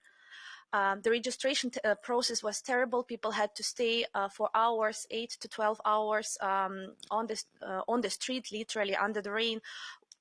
Many vulnerable people with disabilities, elderly, with young children, they had to wait for long hours to be able to register for a temporary protection status, and there were no food, no support, no blankets to keep them warm during the night, for example. Nobody was really expecting them here. And thanks to the huge number of volunteers, not just our organization, but there were a lot of people, volunteers, who were offering help, hot tea, support, advice, translation. We managed to get through this crisis. And I do want to thank Belgian government compared to how usually everything is taking place with all the bureaucracy. In reality, in a few weeks, they coordinated, and now we have a proper online registration process. People do not stand anymore on the streets waiting. However, we still have some issues with the welcome desks and info lines, and this is something that we're still working with, but in general, we have passed the initial crisis for the first influx of the refugees in Belgium. So from the current challenges, what we're seeing specifically in Belgium, and I'm guessing some other countries may relate to that. So first of all, in Belgium, after the people getting temporary protection status, there is a very different registration process in order to obtain a so-called Card A. So that's the official card with which you can obtain insurance, you can work officially, you can also apply for the money support, and depending on the town, but some towns will take a 2 weeks process, but we already have examples of small villages or cities where people need to wait just to register for more than 2 months. They have appointments on the 1st of June. That means that they're living in a temporary housing, they don't have money, they don't have any support. Belgian people who are hosting them, of course, they are not able, to provide food for those people on a daily basis. It might be families of 6, 8 people sometimes. So people do not have money, work, and on top of that, many people are coming with their own savings, which are obviously in Ukrainian hryvnia. So again, they cannot exchange hryvnias in Belgium, at least. I know Poland implemented certain laws to allow people to exchange up to, it's approximately 300 euro, a little bit over, to exchange those money. And that's very, very great. I'm very grateful for that, but I don't think we have the same process for the countries that are using euro. The second big challenge that we're experiencing already now, and that's what we're seeing, and we're asking for support in this direction, is the job search. The job search, you have to keep in mind that majority of people do not speak local languages. So obviously, being in Belgium, it's almost impossible to find a job without even at least basic English. So that first problem. Then officially, diplomas are not being recognized officially, and the current process might take 3 to 4 months. If younger generation, Ukraine was already part of the Bologna process, so for younger generation, at least the diploma can be equalized, but again, after 3-4 months, which is a very long time. For older generation, diplomas will not be even equalized, so again, they will not have official diplomas to work. So question is, what kind of jobs can they have here? And the third big group is most of our refugees are mothers with young children. So mothers right now are single because their husbands are fighting for Ukraine in Ukraine. And even if they find a full-time job, they cannot be present at this job full-time in reality because they need to bring kids to schools, to kindergartens, etc. So again, we need collaboration. We need some projects where we could potentially, and as an organization, we already have some ideas, but I'm happy to talk about it at a more global scale as to how to make sure that we have projects for potentially jobs without languages or without diplomas. There would be a lot more, creating opportunities here would be very, very appreciated. The long-term housing, I think a lot of your colleagues already mentioned that it's not just for Ukraine or Poland, long-term housing. Housing in Belgium, for example, that's also quite important because most people right now are staying at temporary places. And again, hopefully, of course, the war and peace, the war will be soon over and everybody will go back to Ukraine. But a second option is that it will be a long-term problem. So those people will have to find accommodation and again, where are we going? In Belgium, estimate it's going to be 200,000 people coming to Belgium. That's an estimate as of today. We do not know how long the war will continue, and if this is going to be truly a number, probably even more people will come to Belgium. And the last challenge that we're having, and I will mention that, so I already mentioned at the very beginning, the volunteers were helping a lot, people in the line for the registration. However, unfortunately, by the government, we weren't allowed to provide official support. So while the government were mentioning to us that they need help with the translation and with people, they weren't allowing us to stay there at the registration center. We were literally kicked out from the train stations because we wanted to organize welcome desks there. So we do need collaboration and support in recognizing volunteering organizations. Again, we are an officially registered NGO, and even we had issues with obtaining certain permits and being able to help. We are here to help, and we have skilled people to do that. So please, for the government, please consider to collaborate with the NGOs because they're closer to the issues and they're a little bit more effective without long bureaucracy needed. With that being said, thank you all so much for your attention, and Slava Ukraini. Heroyam Slava. Thank you very much, Ms. Karpachova. We are slightly running out of time, therefore I really ask you for brief comments and brief questions. First, we have Ms. Grotter from PES. 1 minute, please. Oh, that's short. Thank you so much. So what I want to say is that for me and for the PES group, it is very important to say that from our point of view, all refugees who arrive at the European Union deserve equal treatment, which means we do not only have to deal with the Ukrainian refugees, but we still have refugees arriving from other countries, which is especially a problem in my hometown because we're trying to do it for all of them and we try to treat them equally, even if they have a bit of a different legal status. But we have to find accommodation for all, and we have to find schools for all, and we have to make sure that they all get healthcare and so on. And from our point of view, we had about 10 to 20,000, the numbers differ, arriving at 2015, 2016. And luckily, we are now able to reinstall all the measures we had 2015, 2016, which means we have accommodation. We even take gymnasiums over for accommodation of refugees today. And we can make sure that lots of our volunteers who are helping then are now helping and are very, very kind to do that. But let me just mention two other points. They bring their own money. Lots of the refugees bring their own money, and we have to find a way to make them change it into euros. Just if it's not, traded like other changes, everything else. And we have to make sure that we prevent them from being trafficked. Yeah, that's why we have police all over at the main stations, and so on, just to try volunteers not to get to them, pick them up and just go away with them. Because we think about now we have about 6,000 officially registered, and we might have another 3,000, that's just a guess because they haven't registered yet, who have arrived and have been taken home by private people. So we don't know what happens to them. And as long as they are not registered, we cannot help them if anything goes wrong. Thank you very much. Thank you very much for this comment from PES group. And now we have Mr. Branda from ECR and then Ms. Ratlainen from Greens. Thank you very much. I promise to share our experience from the Czech Republic during this session. Actually, there was a great wave of solidarity among the Czech people, even I would say amazing and unexpected. People instantly provide housing. I personally lived in Ukraine for 2 years when I was young, so I know people there.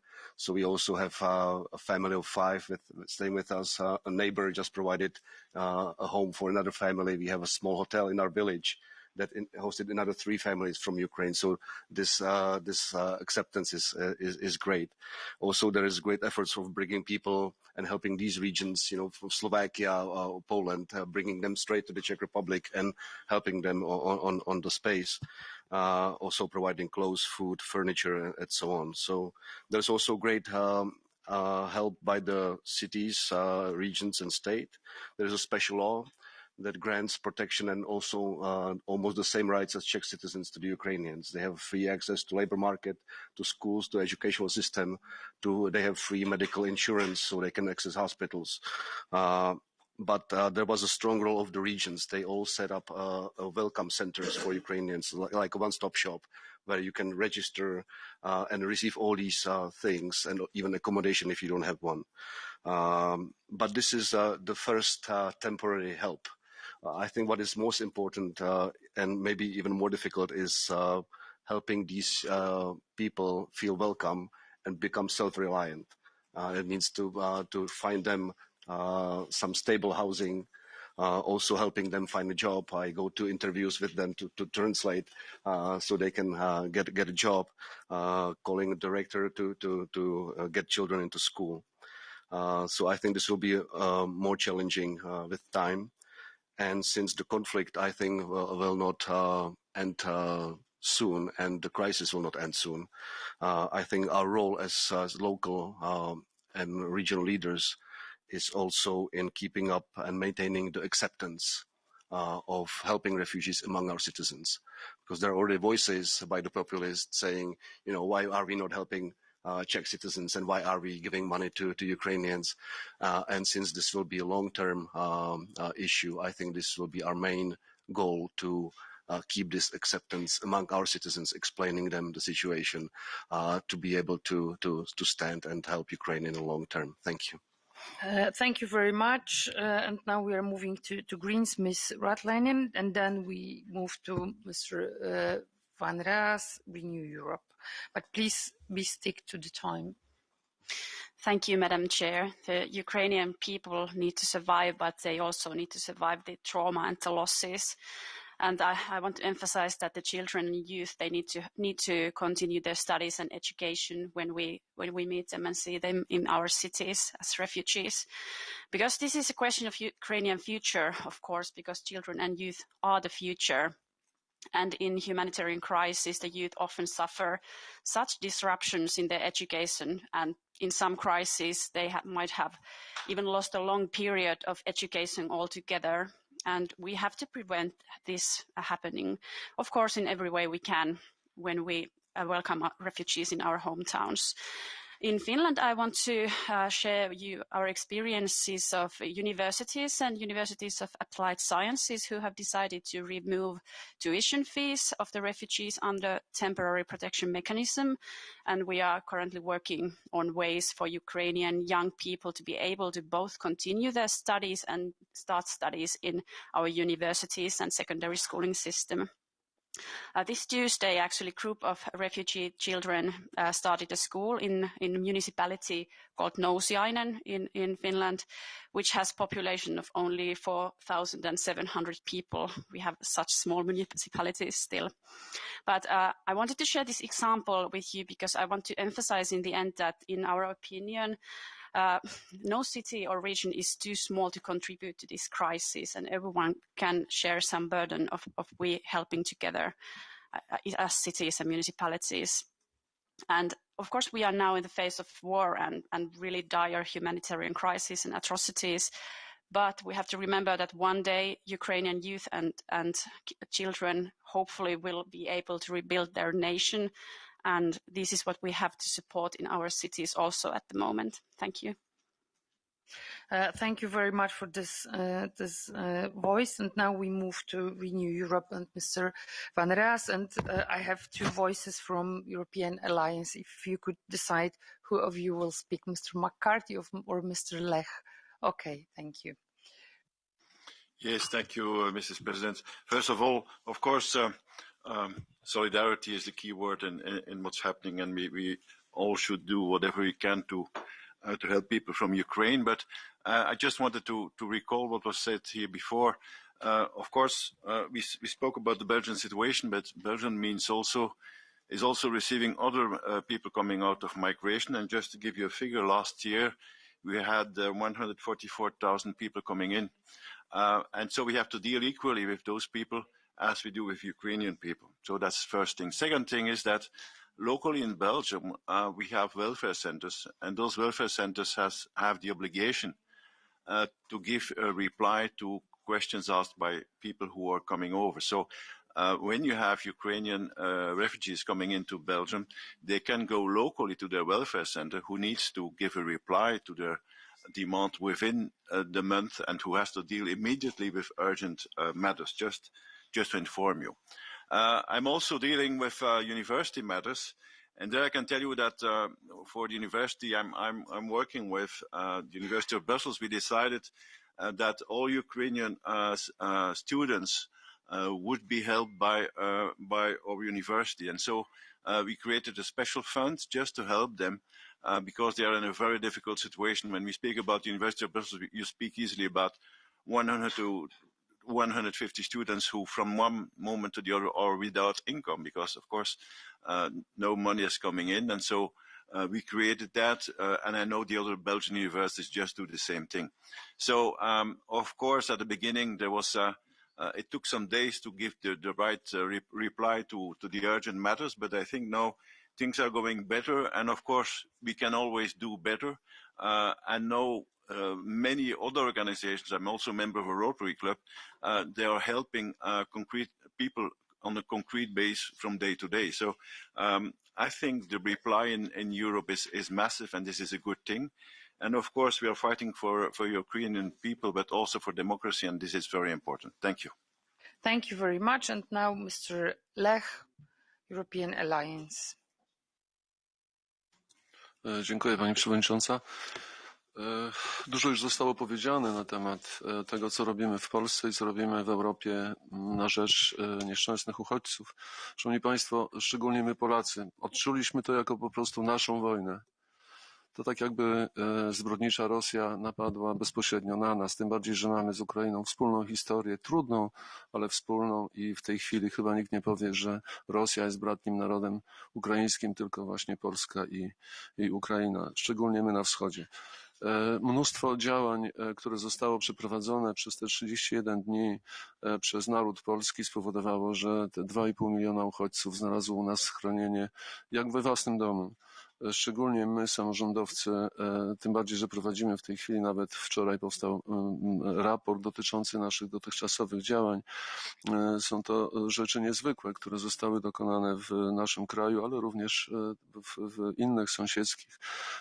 W różnych regionach naszego państwa różnie też do tego podchodzimy, bo mamy w Polsce około 2,5 tysiąca gmin, ponad 300 powiatów, 16 regionów i oczywiście zupełnie inne działania podejmowane były przez regiony, gminy, miasta leżące w najbliższym sąsiedztwie Ukrainy, inne przez Warszawę, a inne jeszcze w oddaleniu. To, co cechuje uchodźców, którzy trafiają do Polski, to to, że relokacja jest dobrowolna. Stąd też największy napływ uchodźców jest oczywiście do stolicy i do dużych miast, a duże rezerwy tkwią jeszcze w mniejszych gminach i mniejszych miejscowościach, ale wszędzie ci ludzie znajdują otwarte serca i chęć pomocy. Zbieramy dary, przygotowujemy bazę i wciąż ją uzupełniamy o miejsca, gdzie znajdą ci ludzie swoje nowe życie w naszych rodzinach, w naszych różnego rodzaju kwaterach i tak dalej. Prowadzone są zbiórki pieniędzy, redystrybucja darów, czy to do ośrodków uchodźczych, czy bezpośrednio do miejsc potrzebujących na Ukrainie. Jak również mamy kontakty nie tylko między sobą, jako samorządy polskie, ale również jako nasze bliźniacze miasta czy gminy w Europie Zachodniej, czy w różnych miejscach świata. Mogę się podzielić krótką refleksją, ponieważ dosłownie kilka dni temu byłem w ośrodku uchodźczym w Hrubieszowie, 5 kilometrów od granicy z Ukrainą. Szanowni Państwo, to jest coś niezwykłego. Kilkuset wolontariuszy z Polski, z Europy i ze świata, którzy śpią w śpiworach na podłogach, ażeby pomagać tym ludziom, którzy tam w tym ośrodku, był to wcześniej, jeszcze dzień przed wojną, rozgrywane były mecze sportowe, hala sportowa przekazana przez panią burmistrz tego miasta i oddolna inicjatywa mieszkańców, którzy determinacją doprowadzili do tego, że ten po prostu obóz powstał. Najpierw dla 100 osób, ale w ciągu dnia by przybywało tam nawet 600 uchodźców, którzy później byli odbierani przez czy to samorządy, czy NGO-sy, czy przez nawet autobusy, które zmierzały do różnych państw w Europie.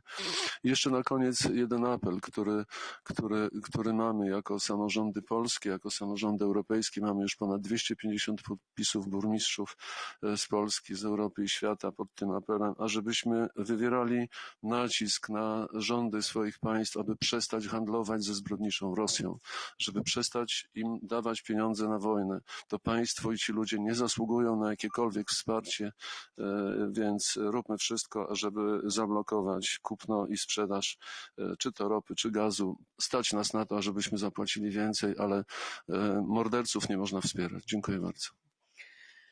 Thank you very much, Mr. Lech, especially for this appeal at the very end.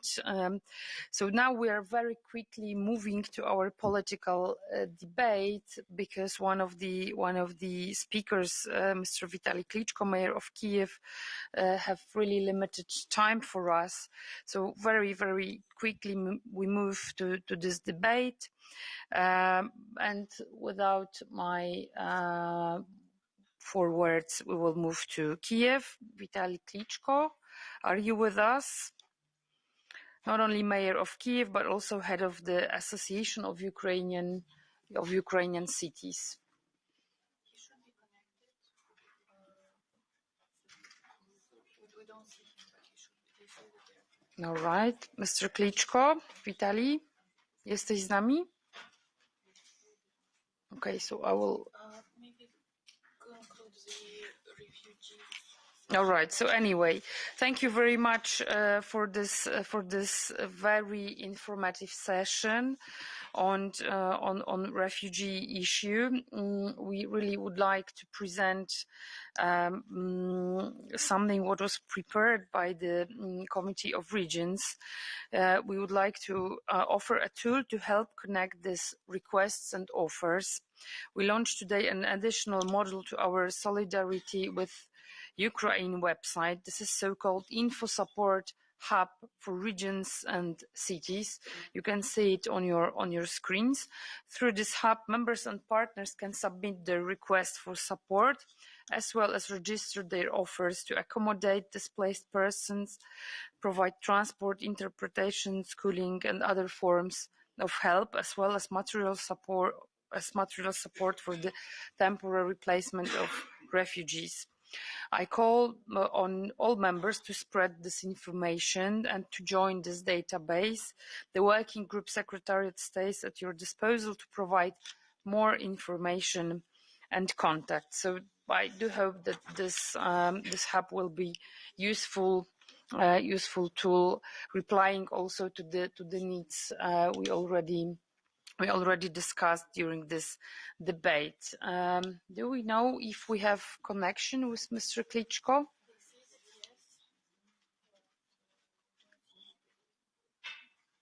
All right. So anyway, we are moving to our political debate on current political context and the EU response. The Russian invasion on Ukraine received worldwide condemnation. Governments around the world, international organizations, civil society, local leaders were very vocal about the grave breach of international law committed by Russia. The UN resolution to condemn Russia for its invasion was approved by a vote of 141 to 5, calling for Russia to immediately, completely and unconditionally withdraw of its military forces. The EU adopted an unprecedented package of sanctions that are already now affected Russian economy, especially the military sector. These sanctions will have an impact on our own economies, on the energy market, as the war already does on many sectors on economy and demography, but not a price is too high to pay to save the human lives. Another round of high-level international meetings took place last week here in Brussels with the presence of the President of the United States. NATO, G7 and EU Council adopted additional measures to stop Russia. In a meeting with Charles Michel, European Council President, the US President Joe Biden stressed that the single most important thing we have to do in the West is to be united. There are still avenues along with the EU member states need to find greater unity vis-à-vis the Russian aggression. Looking at our core colleagues, just the one appeal mentioned before, our members' initiative in actions in the past week, I can say that the EU regions and cities are united more than ever, showing unequivocal solidarity with the Ukrainian partners. In the last session, we are welcoming high-level guests who did their fair share in helping Ukraine on the international scene and are well placed to describe the political context we are working in. Do we have Mr. Klitschko with us? They're rebooting. Maybe they connecting. All right. So maybe we will move to our first speakers. Welcome, Mr. Michael Gahler, member of the European Parliament, the European Parliament Standing Rapporteur on Ukraine. Mr. Gahler, the floor is yours. Dziękuję bardzo, Pani Przewodnicząca. Dear colleagues, thank you very much for the invitation. And as we're here in the Committee of Regions, just before you, my previous interlocutor was the chairwoman of the Kharkiv Regional Council, Mrs. Yehrova Lutsenko. I just met her in the parliament. And I also learned that Kharkiv region is twinned with Wielkopolska. And my region, Hesse, is also twinned with Wielkopolska, but we are not yet twinned with Kharkiv. So I hope so such a way we might establish something together in helping after the war the Kharkiv region to recover. I think that is one of the tasks that we should all undertake wherever we are from. Look, there are existing links already, and how can we extend it to existing partnerships and thereby help together also the regions and the cities in Ukraine to rebuild. As you rightly said, I am the standing rapporteur, and of course I have been for quite a while. And with this 24th of February, our agenda has changed completely. And I'm glad to see the unity that we have established, not only in the EU and NATO, but in the entire West, and also unity with regard to saying clearly who is the aggressor, the Russian president personally, but the country as the aggressor state is the country that is on the other side now. We are united with the sanctions. We are united with the support and also with accepting the refugees from the country. So insofar we are in good shape, but Mr. Putin did not believe. He thought we would be divided. He thought we would have some formal protests and some small sanctions, as he did receive after the Crimea annexation, or we didn't react on Syria, we didn't react on Georgia properly. So he thought he would be on the safe side, minimizing his risk, and he would be welcomed by bread and salt and flowers by the oppressed Ukrainians.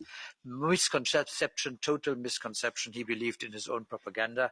And I think what we have to do now, of course, is not only implement what we have decided, but work further.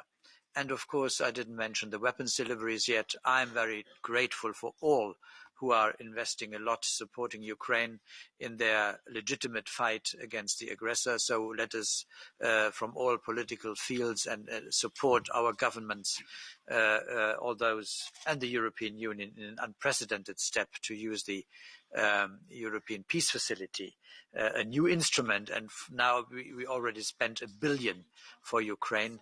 I think a very strong message. But we have to, and that is indeed the challenge. We have to acquaint and make everybody very clear in the entire European Union that what we are faced with is a geopolitical fight. It is nothing only about Ukraine. Russia doesn't consider it only about Ukraine. Ukraine was attacked not before because NATO weapons are threatening Russia, but because Ukraine's European path, if successful, is a threat to the way Putin governs his country. And because Ukraine has opted for democracy and the path towards the European Union and Europe, the European way of life, that is why this country is attacked. And if he could, he would like to subjugate it and reunite it, as he sees it, with motherland Russia. You all have or could have read his essay on history from last year, where he said it's about one people, one empire, one language, and one church. And that gives him the legitimacy to get them in German Heimensreich, the old way to incorporate territories that do not belong to you, but yet you pretend. That is why we have to realize Ukrainians are, because they fight for our way of life, they are fighting for us. And the rest of the world, and that is very important, the rest of the world has witnessed how the West, in some unfortunate way, left Afghanistan, so left ground behind. They are watching how we are reacting to that. And if it were that Russia would win this war, that would be, for the rest of the world, another indication that the West is not able anymore, not only to preserve its influence, but also not to be helpful to them. So putting it in a positive way, we have to win this war, to be very precise about that, because it's not only about Ukraine, but it is about our global standing as democracies. And insofar, it is this challenge that we are facing together. Unless we win this war and Russia is at least sufficiently weakened and doesn't have the power to continue this aggression and also to think twice about further aggressions, unless we achieve this goal, we will be the losers in the eyes of the rest of the world. And that is what we cannot afford. And that is why we need to stay united, why we need to continue our efforts, and we need also to discuss, and that is the crucial point where we come, it's not even the weapons anymore, it's the energy imports. And there we have, of course, divergent opinions in different countries. And my political position is very clear. In order to shorten this war, to make it quicker over, then we would need to be very strict on this. So I am not representing now my government's position from Germany, but I'm clearly of the opinion that we should, at short notice and immediately, have the boycott of oil, gas and coal.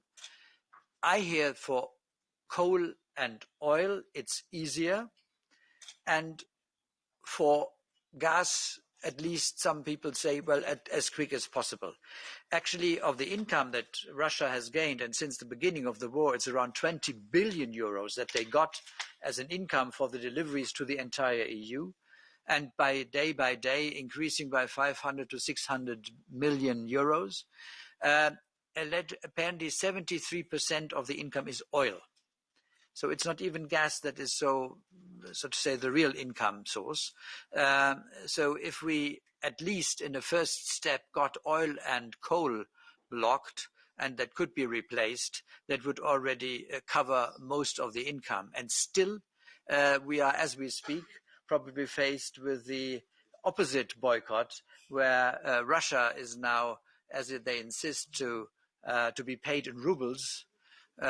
Some Americans call this currency in the meanwhile rubble. Rubble meaning, well, all the debris that is after the war only. But no, my point is, if Russia takes this step, we are in the same situation. So we have to prepare for that. I just heard this morning that the German government has staged the first alarm phase for gas shortage. So others might do the same, because from the 1st of April, actually, if the Russians mean what they say, that they will not deliver gas for nothing, we might be faced in 2 days with a gas boycott from their side. It has to be seen. But in my mind, what is definitely important is, if we want to shorten the war, we need to be very precise and very stringent with the implementation of that. And we need to see to, yeah, thank you. Thank you very much, Mr. Galler, for this very concrete and clear vision. I do hope that this will also be adopted by the European Parliament. We are now moving to Kiev. We have connection with Mayor Vitaly Klitschko. Vitaly, the floor is yours. Are you listening to me? Yes. First of all, I want to say thank you very much. First of all, Council of Europe, European Committee of the Region, Corlip, for everyone. We very appreciate for your help, for your support is very important for Ukraine, for your humanitarian support, for your activity to take the people who move right now for temporary move from Ukraine, for financial support and also for weapon support. A couple of messages from Kiev. We received yesterday information. Right now the Russian forces move away from Kiev. It's not true. Whole night we listen to sirens. This means a rocket attack, and we listen a huge explosion east of Kiev and north of Kiev. It's means battles there. The people still died. It's really bloody war, and everyone have to understand the reason of this war. the reason Ukraine want to be independent country, Ukraine want to be a European country, Ukraine want to be the part of European family and with democratic values. We don't want to live in authoritarianism where nobody have in Russian Empire, where it's no human rights, no press freedom, no principal values, and actually the reason to rebuild Russian Empire. Everyone was surprised how Ukrainian forces stand front of one of the strongest army in the world, the Russian army. Clear explanation why. Everybody's surprised in the world because Russian soldiers are fighting for money. They paid very well, but we fighting and defend our families, our children. We fighting for our future, and we fighting also for every one of you because we have the same principles. We have with European Union the same values, and the reason of this war. Wish to rebuild Soviet Empire. We was in USSR and we don't want back to USSR. We see our future is part of European family. One second message. Right now, we very appreciate for everyone who helped Ukraine, but we not understand some position of politician in Europe. It's the position I can tell is half pregnant. From one side, they told, yeah, we against the war. From another side, they still communicate with Russia. I mean the business communication. I want to tell, the sanctions work very well. The sanctions very effective. And that's why it's every euro, every cent, what you send to Russian Federation. Russia never invests this money to economy, to the people. They invest the money to the army. And result, the images, do you have everyone see images from Ukraine? The result of this communication with Russia. If you make the commercial communication, business communication with Russia, this money have a blood. It's Ukrainian people blood. Right now, the world is white and black. And you support the freedom and principles and values and peace in Ukraine, or you support the aggressors at the Russian Federation. We understand it's very painful for economy for many countries. But right now, this is big tragedy, not just for our home country. For 40 million Ukrainians, it's big tragedy for whole Europe. And please don't forget, I listened that today from speakers, and I want to repeat, we're fighting for the same values. We defend not just our countries and our cities. We defend also European principles, and everyone have to understand that. I don't want to use so much time. I understand that the time is limited, but I can explain so many things. Everyone in Ukraine and everyone in Europe have one wish: to stop the war, to bring peace back to Europe. And thank you for everyone for your activity, for your proactive position to do it everything to bring the peace back to Ukraine. Big regards and thank you very much. We very appreciate for you support, humanitarian help. We need that right now, especially in this situation. We see who are real friends of Ukraine. Still with Ukraine. And last message, please, unity is our key for peace in Ukraine. Please stay with Ukraine, stay for the peace. And our unity is a strong position. It's bring peace for Ukraine. But we still defend our home country. We still defend our citizens. We still defend our homes. And we hope the war will be finished soon as possible. Thank you. Mayor Klitschko, thank you very much for this opportunity to hear you directly. Dear Vitaly, I'm not quite sure if you heard what Mr. Galler just had said about his not only personal view, but also, as I deeply believe, this will be part of the report of the European Parliament regarding stop trading with Russia, especially with those strategic sources like oil and coal. I do hope that my home country, Poland, will also accept this and do this.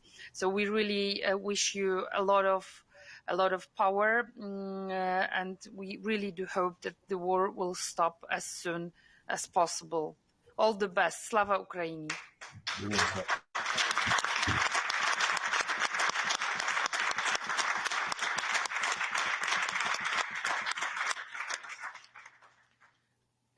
Thank you again. And now we move to Mr. Serhiy Tereshko, who is Deputy Head of the Mission of Ukraine to the European Union. Mr. Tereshko. Thank you, President. Dear President, dear Mr. Galler, dear President, honorable members of the group, on behalf of Ambassador, I convey his and our mission's appreciation of your activities and of your particular group and of the European Committee of the region in general. It is visible, it is sound, and we really do convinced that this role of your body is meaningful. Given the political nature of the panel which we are now in, I would probably shortly stop on the key general political expectations, issues which we hopefully will be supported by the European Committee of the Region and your particular group. In many cases, I believe it is already the case when the regional dimension of the European support is very strong, is very practical, and we still see the potential to further develop this support because in fact it is all about democracy. The national governments are listening to your communities, are listening to your cities, are listening to your regions, and this is up to you and to use this democracy force to push your national governments to make more difference in the international and EU in particular support of Ukraine. Mayor Klitschko in fact described the critical situation on the ground. It's full-fledged war, nothing to add more. It's war in Europe. And we do believe and we do count that every European, every community, every city consider this war as a war against them, as a war against Europe, and that is why my first Ukrainian call is to have this war visible on the ground of your communities, on the ground of your cities across Europe, to keep demonstrating that every one of your citizens, of your community members are Ukraine. So that it is not fight only of Ukraine, it is consolidated fight of Europe. That is why we really encourage you and welcome you to keep mobilizing campaigns, manifestations across Europe in your cities to demand more support for Ukraine, to demand, which is really important, still to push national governments to close the sky over Ukraine. Because, as I said, there are much more potential that sometimes citizens in Europe believe in, that they can influence their national governments. It is really heartbreaking when we see your important landmarks across Europe lighted in Ukrainian national colors, and Ukrainians, in fact, see these signs of support, and this kind of solidarity should be further developed and demonstrated. So first, it's please keep support of Ukraine visible on your European streets and squares.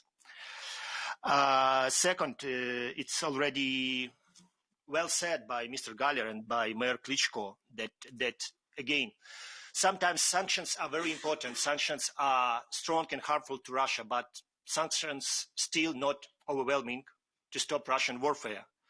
That is why many things can be still done on national level, just on even regional level, just limiting and closing any business with Russia, stopping trade with Russia, making money with Russia, preventing investments to Russia. And just a recent example, on this weekend, my Minister of Foreign Affairs just publicly criticized one of the European-wide companies which possess hundreds of stores across Russia. That company refused to leave the market of Russia. And there was a public pressure. And yesterday, at least one element of this change was withdrawn from Russia. It was announced that we are withdrawing from Russia. So public messaging, public pressure matters, because at the end, any business cares about their reputation, even though sometimes they are not directly targeted by the sanctions. So it is also in your power, in your local communities and regional communities' power to push to stop trade and making business with Russia. Next point is humanitarian assistance. Indeed, we highly appreciate that the European Union has launched, without exaggeration, largest ever humanitarian response to the situation in Ukraine, supporting both Ukrainians in the besieged cities, Ukrainians which are internally displaced persons across Ukraine, and also Ukrainians, millions of them, which are already now in the European Union, in your cities, in your towns, in your communities. So we encourage you to continue mobilizing humanitarian assistance, and to this end, we kindly encourage and invite you not only use and support the national mechanism of this humanitarian assistance, but also develop and make a full use of your twinning system, region to region contacts, city to city contacts, to not only to support the government's level assistance to Ukraine, not only on the level of the government to government, but also direct assistance to particular cities, particular communities which you can be in touch with, or even now. We invite you to look for a potential small towns, small communities across Ukraine, and to establish partnership relation. I originally come from the little town in Zhytomyr region, and my town never had a partnership relation with any French community, for instance. It's just kind of example. And when already the war has started, the mayor of this town, it's Bourges, city of Bourges in the middle of France, just contacted the mayor of my town and suggested let's establish now twins relations, and they concluded partnership agreement already under shellings and via video call, and since then already a couple of hundreds of my children from my town are already in that town.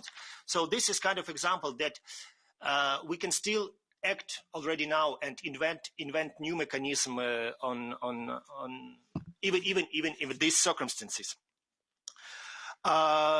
So next element, we altogether have to start thinking about comprehensive plan of the post-war rebuilding and reconstruction Ukraine. We can call it Marshall Plan, and I appreciate the European Parliament's resolution at the beginning of this large-scale elevation, calling for such kind of Marshall Plan, and I believe Committee of Region has also endorsed in its resolution such kind of assistance. It should be really comprehensive plan, and we have to altogether build up the new European Ukraine with all the infrastructure needed. And in this kind, we can also invent very, very, very simple but very, very, very practical solutions. Just again using your twins partnership relations. Just take particular community, take particular infrastructure object, and for instance, your community takes kind of responsibility to rebuild some hospital in some small town. Like it was on national level already announced that Italian government announced that they will rebuild Mariupol theater. Greek government said they will rebuild Mariupol hospital.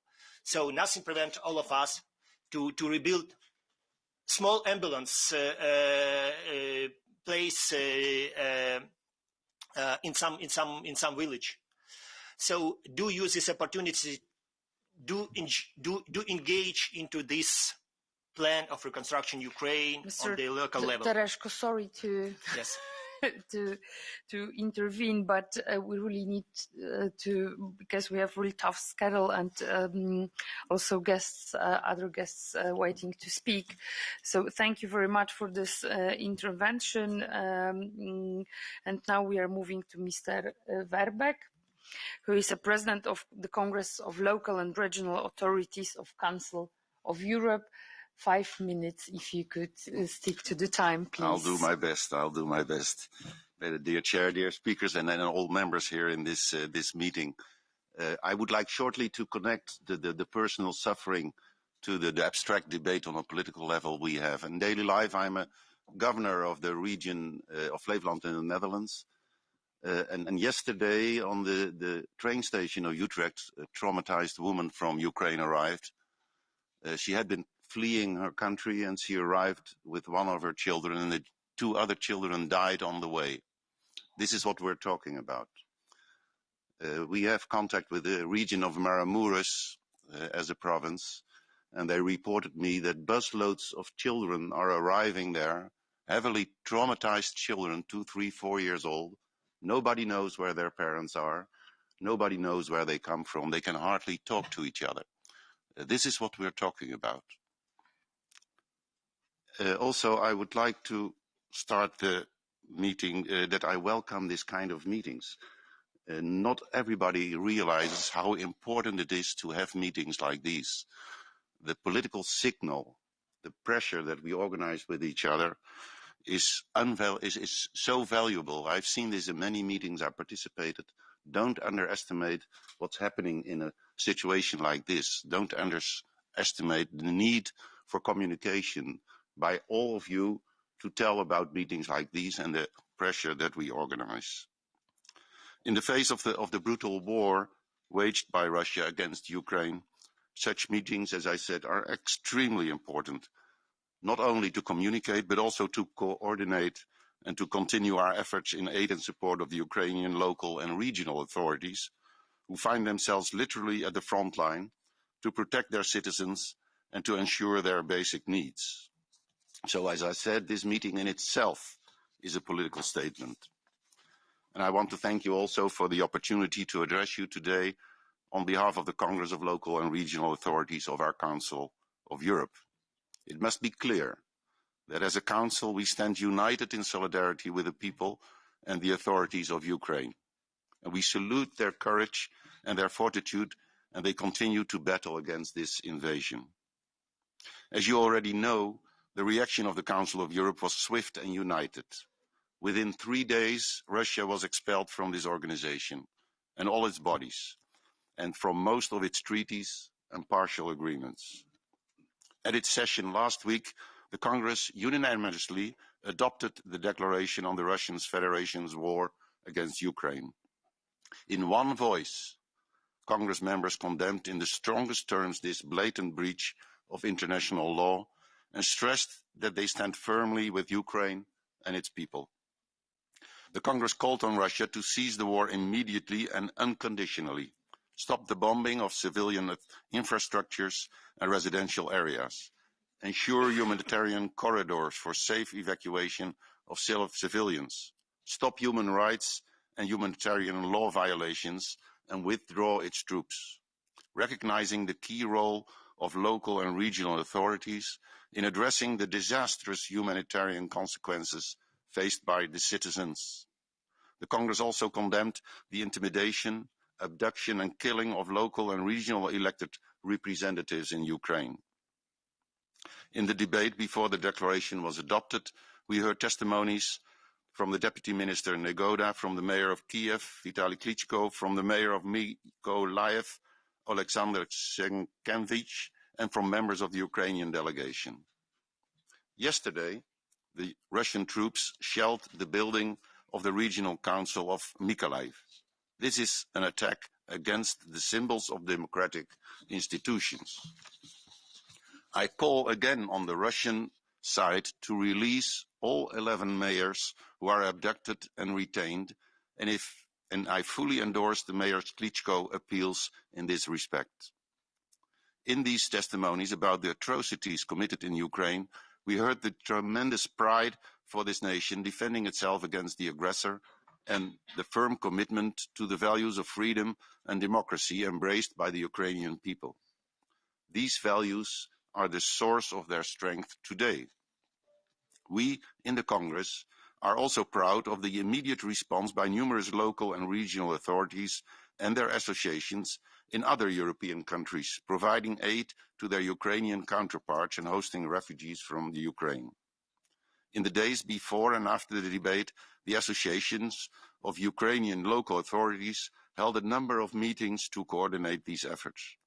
We know that bilateral aid was provided, for example, by the associations of the local authorities from the Netherlands, Norway, the network of local authorities associations of Southeast Europe, and by many, many other individual local authorities. We have brought together our partners, European associations of local and regional authorities, such as the Association of European Regions, the AER, Association of European Border Regions, the Conference of Peripheral and Maritime Regions, to name but a few, to coordinate their support to the Ukrainian people and authorities. To coordinate these efforts, the Congress supported the launch of a platform created at the initiative of the city of Sindelfingen in Germany, whose mayor, Mr. Bernd Föhringer, is president of the Congress of Chamber of Local Authorities. The platform will serve to match the demands and needs of Ukrainian cities with the capacity, know-how, and supply from other European cities. Through this platform, local and regional leaders in Ukraine will be supported in addressing the daily challenges of citizens in their cities, towns, and villages. Our Congress also has financed bulletproof vests for our Ukrainian representatives in Congress so they can continue their work in their own country. I invite you all to visit the platform I spoke about. It's called City for Cities, with 4 with a number in it. Please register and give your contribution to convert political support to concrete operational activities. Do not underestimate your possibilities for political support. At the same time, we in the Congress remain in regular contact with the associations of local authorities and in particular the associations of Ukrainian cities, our privileged partner for several years. We are using the strong partnerships built over many past years, implementing the Congress cooperation activities in Ukraine. And I'm also convinced that the many reforms undertaken in Ukraine, especially on decentralization and local empowerment, have contributed to the admirable resistance today. Many of you here today have contributed to this work, which has helped to make local communities and their leaders stronger in standing up for democratic values. And this is resounding proof that a society built on these values can withstand any aggression. Because, as the Congress stressed in its declaration, democracy, multi-level governance, and human rights are stronger than war. And this is why our work here, also in this meeting, is so important every day. Thank you. Thank you very much, Mr. Verbeek. We have limited time for the political groups, so please really be very, very stick to the time. 1 minute. First, EPP Group, Mr. Gablewicz. 1 minute, please. Dziękuję bardzo. Chciałem tylko podkreślić, że to co powiedział pan Mayor Klitschko, ta wojna jest dlatego, że Ukraina chciała iść naszym europejskim modelem i naszymi europejskimi wartościami. I dlatego ta wojna to jest tak naprawdę wojna z nami wszystkimi i tak jak powiedział pan galer. My musimy wygrać tą wojnę. Nie miejmy złudzeń. To, co w chwili obecnej się dzieje, to pewne zatrzymanie. To jest tylko cisza przed kolejną falą. Dlatego my jako władze lokalne, jako władze regionalne i my jako grupa polityczna IPP uważamy, że nasza rola jest bardzo duża do zrobienia. Po pierwsze musimy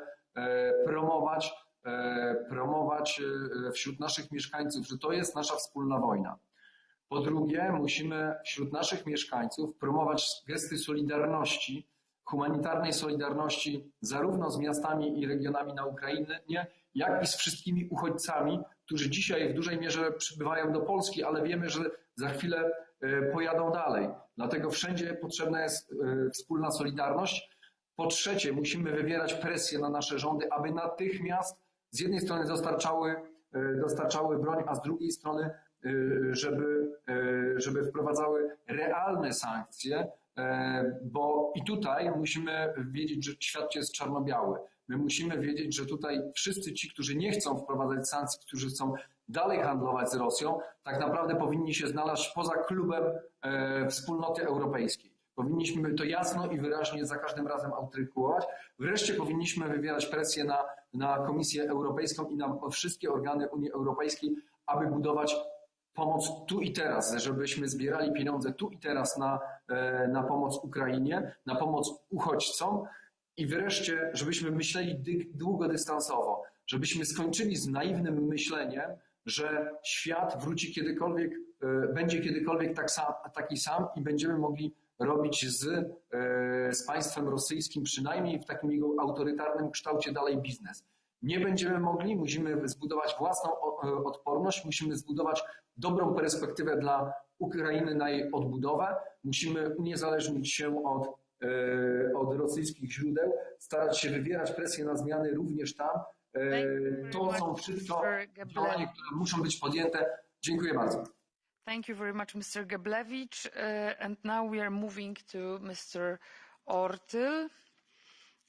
Sorry. We have first Mr. Grotter from PES group, and then we have Mr. Ortyl from ECR group. Thank you so much, Madam President. I will speak German wir sind der Meinung, dass alle Flüchtlinge gleich behandelt werden sollten. Die International Crisis Group berichtet, dass Minderheiten sowohl von ukrainischen Behörden als auch bei der Ankunft nach Polen oder Ungarn diskriminiert werden. Farbige Ukrainerinnen und Nicht-Ukrainer berichten, dass sie sowohl von ukrainischen Personen als auch von Personen in den Aufnahmeländern bei ihrer Flucht nicht gut behandelt wurden. LGBTQI Personen laufen Gefahr, in Polen und Ungarn, den beiden größten Aufnahmeländern, weniger herzlich willkommen zu sein, da sowohl die polnische als auch die ungarische Regierung homophobe und transphobe Rechtsvorschriften verabschiedet haben. Transgender-Frauen dürfen die Ukraine nicht verlassen, weil sie in ihren Dokumenten als Männer identifiziert werden. Auch diese Fragen müssen wir ansprechen, wenn wir über eine Hilfe für die Ukraine sprechen. Gleichzeitig müssen wir dafür sorgen, dass wir unsere eigene Energieunabhängigkeit so schnell wie möglich erreicht werden, ohne uns anderen Ländern auszuliefern, in denen die Menschenrechtssituation ebenfalls problematisch ist oder auch dort zu Kriegen führt oder diese unterstützt. Darüber hinaus bedarf es einer engeren Zusammenarbeit mit ukrainischen Städten. Die SPE-Fraktion möchte vorschlagen, eine förmliche Vereinbarung mit dem Verband ukrainischer Städte, der Präsident ist Vitali Klitschko, zu unterzeichnen. Teil des Angebots könnte sein, dem Verband ein Büro in den Räumlichkeiten des ADR zur Verfügung zu stellen und eine neue Partnerschaft zu begründen. Außerdem müssen wir unbedingt sprechen über die EU-Erweiterung und den Kandidatinnen und Kandidaten realistische Angebote zu machen. Das war auch gestern Bestandteil der CIVEX Commission. Und der Besuch der Konferenz der Präsidenten in Polen ist in kommender Woche von entscheidender Bedeutung. Vielen Dank. Vielen Dank. Dankeschön, Frau Grotter. And now we are moving to Renew Europe, François de Coster, and then Mr. Ortel from ECR Group. Monsieur de Coster. 1 minute.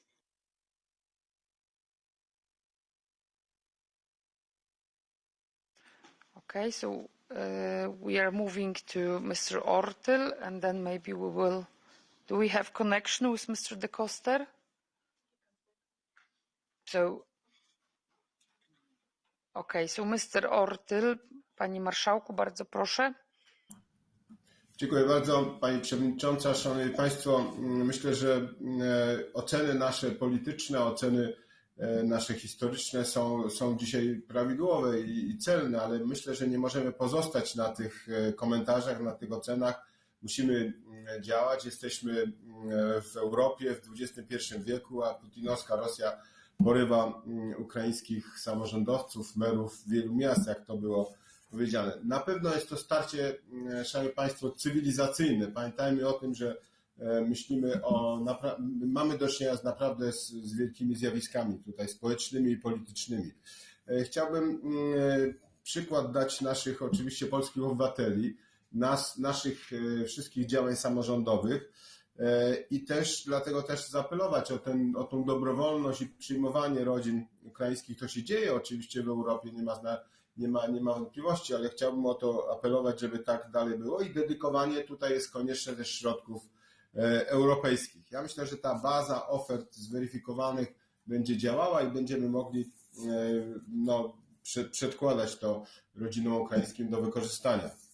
Proszę Państwa, myślę, że dzisiaj musimy bezwzględnie mówić o przyjęciu Ukrainy do Unii Europejskiej, ale nie tylko mówić i także nie wydawać takich opinii, o którą możemy posądzać każdego urzędnika, który powie, mamy tu procedury, to się zgadza, ale proszę Państwa, sytuacja jest nadzwyczajna.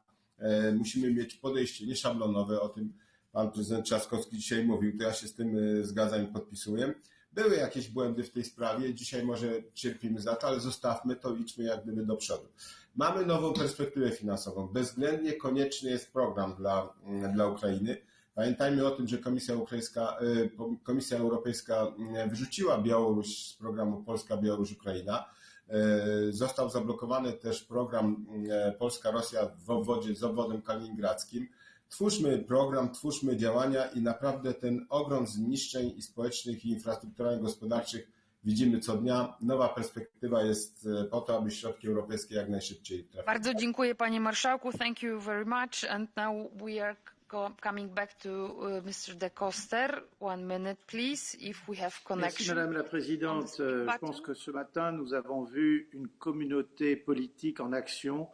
Et je crois que cela nous amène à penser que quand nous alignons nos valeurs aux actions que nous entreprenons, nous devenons crédibles. C'est la solidarité. Je pense qu'il nous faut retenir le message, l'appel du maire de Varsovie et créer nous-mêmes ce schéma de relocalisation sur une base volontaire. Je crois que le Comité européen des régions pourrait proposer un tel schéma dans les jours qui viennent pour que nous puissions ensuite l'alimenter grâce à la plateforme que nous mettons en place. C'est la question de la reconstruction. Là encore, je crois que nous avons à jouer notre rôle de relais entre les autorités locales et régionales.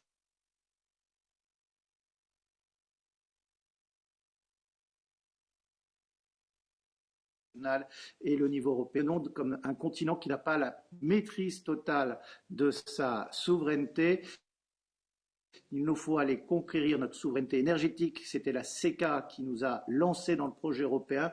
Aujourd'hui, cette affirmation d'une souveraineté énergétique est essentielle pour l'avenir de l'Europe, comme nous devons conquérir notre souveraineté militaire et créer, après l'échec de la CED en 1954, une véritable Europe de la défense. Je vous remercie.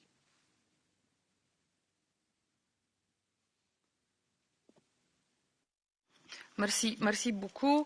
And now we are moving to European Alliance. Kieran McCarthy, the floor is yours. Yeah, thanks, Madam Chair.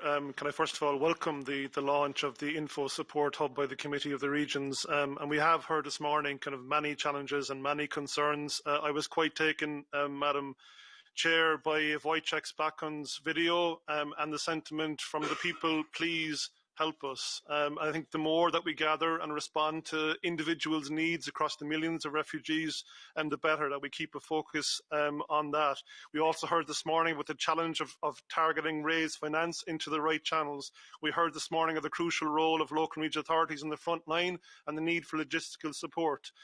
We heard this morning the need to support the Commission's core aid points. I know there's a lot of people who are some people are driving into Europe with large trucks and looking for these aid points. They're randomly, even though there are many people who are targeting and they know who to speak to. So we need to help people who want to help. I think that's important. We heard this morning the call to strengthen the solidarity platform, the call to look at the piecemeal and improvisation of the relocation system, the fear of overwhelming waves of refugees to come, the need to recognise educational qualifications and diplomas, the need to further support sister cities collaborations, the need to harness networks of local and regional authorities. And I feel this morning we're only scratching the surface of what we need to do as a Committee of the Regions. So my question is, when are we going to meet again? Thanks. Thank you very much, Kieran. And now we are moving to the Greens. Ms. Raatilainen, 1 minute, please. Thank you, Honourable Chair. And on behalf of the Greens, I want to express gratitude for you and all our colleagues who are in the front line and have been mobilising solidarity, strong response and humanitarian aid so far. We are very committed to engage actively in our cities and regions to support our sister cities who are in the front line. And we are committed to welcome Ukrainian refugees into our cities, as well as all others that seek refuge from atrocities. We are committed to continue dialogue and calling for European solution to distribution of refugees. And therefore, we do welcome the declaration of the working group and its call for solidarity mechanism in receiving and welcoming refugees. We are motivated to combat human trafficking of women and children and girls who are in vulnerable situation at the moment. In Finland, for example, we are planning on working more closely in future with our sister cities in changing knowledge and practices in protecting people, and I encourage all who cooperate with their sister cities already to stop exploitation of vulnerable people who seek refuge. And we are committed to work in our cities to get rid of dependency on Russian fossil energy. If we want Europe to abandon Russian oil, coal and gas, our cities need to work for energy independence as well. Cities have to become self-sufficient and accelerate the green transition to renewable energy. We have energy plants and we have energy companies, and we have a role in cutting off the Russian energy. This will have a direct answer to war, as Mr. Geller said earlier. And I mean, the issue of energy and money is also our issue. Thank you. Thank you very much. Thank you, Ms. Raatilainen. Thank you, all the speakers in this part. And now we are moving to our closing session. Dear members, we are honoured to welcome today the European Commissioner for Home Affairs, Ms. Ylva Johansson, who will address our Assembly with some ideas to consider on how the Committee of Regions can work together with the European Commission to support Ukraine. It would be also great to hear about the result of the Extraordinary Home Affairs Council on last Monday, 28th of March, which decided to the new forms of technical support and flexible financing solutions in the form of a 10-point plan. Madam Commissioner, the floor is yours, and then after you, our President, Apostolos Tzitzikostas. Madam Commissioner, you are more than welcome. Thank you. Thank you very much, and thank you for this opportunity to address you. As you are all well aware of, we are in the middle of the biggest refugee crisis we've ever seen since the Second World War. And of course, my time is 24/7 occupied by all the problems, all the challenges, all the things that we need to deal with. But let me also start with the positive things. I would like to start by thanking you. In these days, I'm extremely proud of being European when I see how our citizens are opening their homes, are acting as volunteers, welcoming the refugees, giving things, helping in many aspects, the NGOs, the civil society, but especially, I should say, cities and regions. And you are in the leader of how to organize this with the local and regional authorities. And I would like to take the opportunity to thank you for all you are doing, because I think it's really impressive, the wave of practical solidarity that we see right now. And of course, the challenges are huge. Up till today, 3.8 million refugees have arrived to us from Ukraine. they arrive in the bordering countries, of course. 1.2 million has gone further on to other member states. When the peak, we received around 200,000 refugees per day. Now it has gone down the last week, around 50,000 per day, and yesterday 35,000 refugees arrived in European Union. We have looked into where these refugees are. They are not staying very long in all member states, so some of them go further on.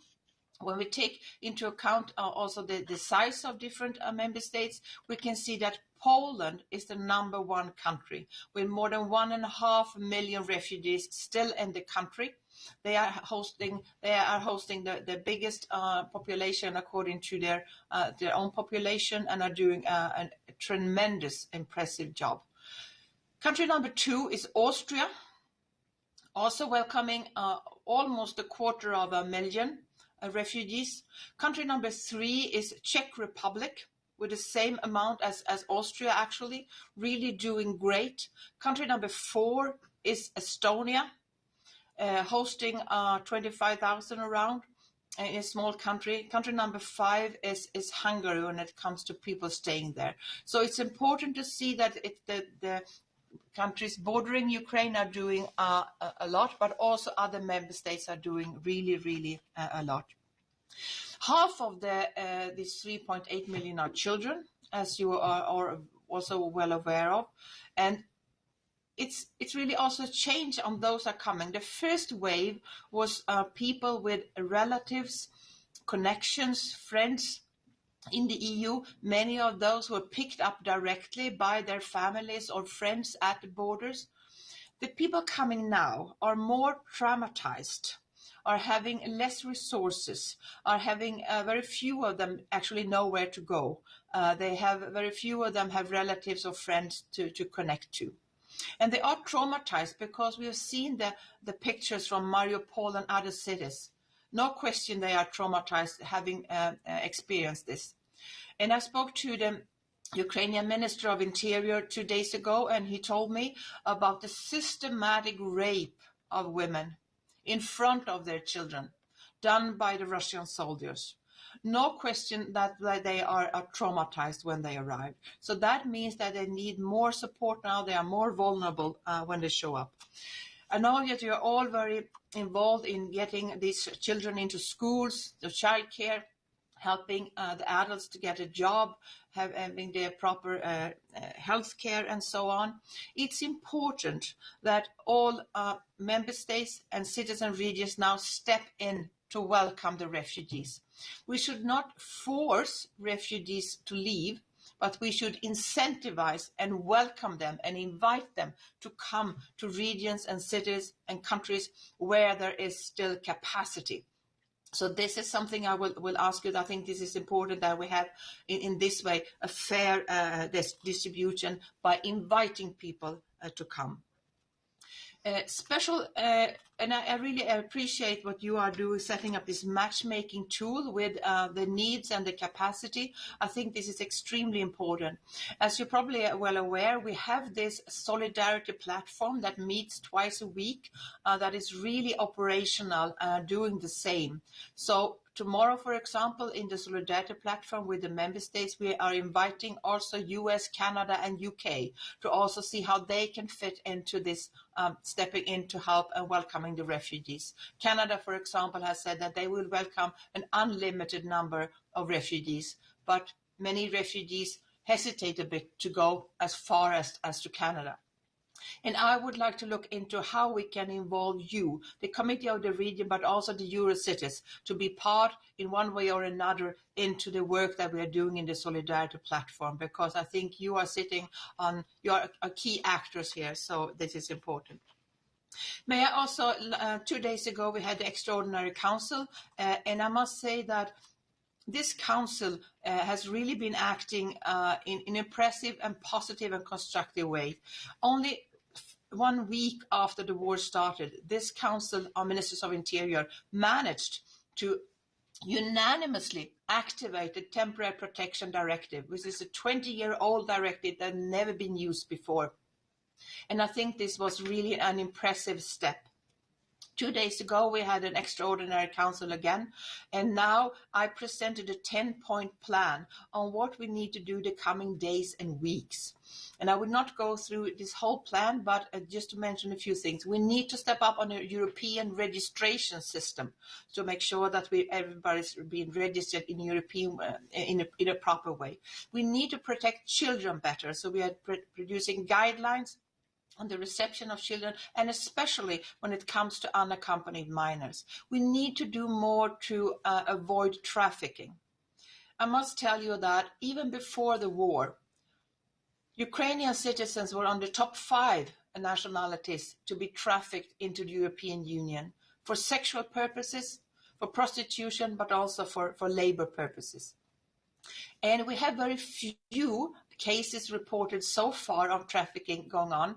But when I spoke to the NGOs on the ground and I speak to the UN organizations on the ground, they all witness that this is really, they see more and more cars coming, trying to pick up vulnerable people to sneak in among all the volunteers, to take advantage of the situation and to use this opportunity to traffic women and children. And this is really an area where we need to step up significantly. And I need your help in that. Law enforcement is alerted. We are working on a special action plan on anti-trafficking as well. So a lot of challenges right now, a lot of challenges ahead of us, but also we should be proud of what we have achieved and of what we have managed so far. Madam Commissioner, thank you very much for being with us for this closing session on the Working Group of Ukraine. And now we are just heading 1 o'clock, so 5 after 1 we will stay only with English language. All right. Thank you very much. Thank you very much to our interpreters who agreed to stay slightly longer. So now we are moving to Greece, to our president of the Committee of Regions, Apostolos Tzitzikostas. The floor is yours. Yes, hello. Can you see me? We can hear you, but we cannot see you. Okay, give me 1 second, please. You are usually president of the meeting, so you don't have this problem.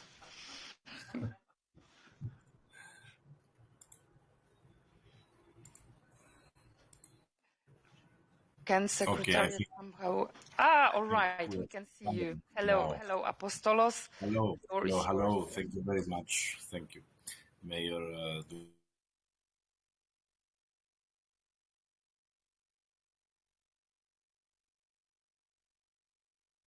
We lost the connection, I think. So maybe we will. All right. You have me. Oh, all right. Okay.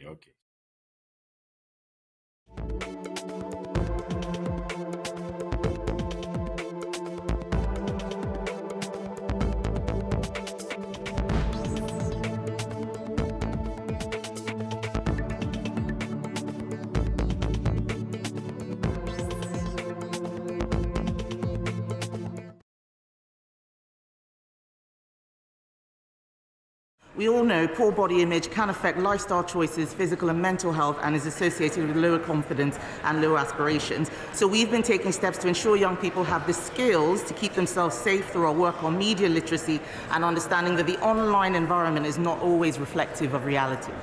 Jill Furness. Thank you, Mr. Speaker. Hormonoplasty and so-called virginity testing are disgraceful forms of abuse against women and girls. I was therefore pleased when the government committed earlier this year to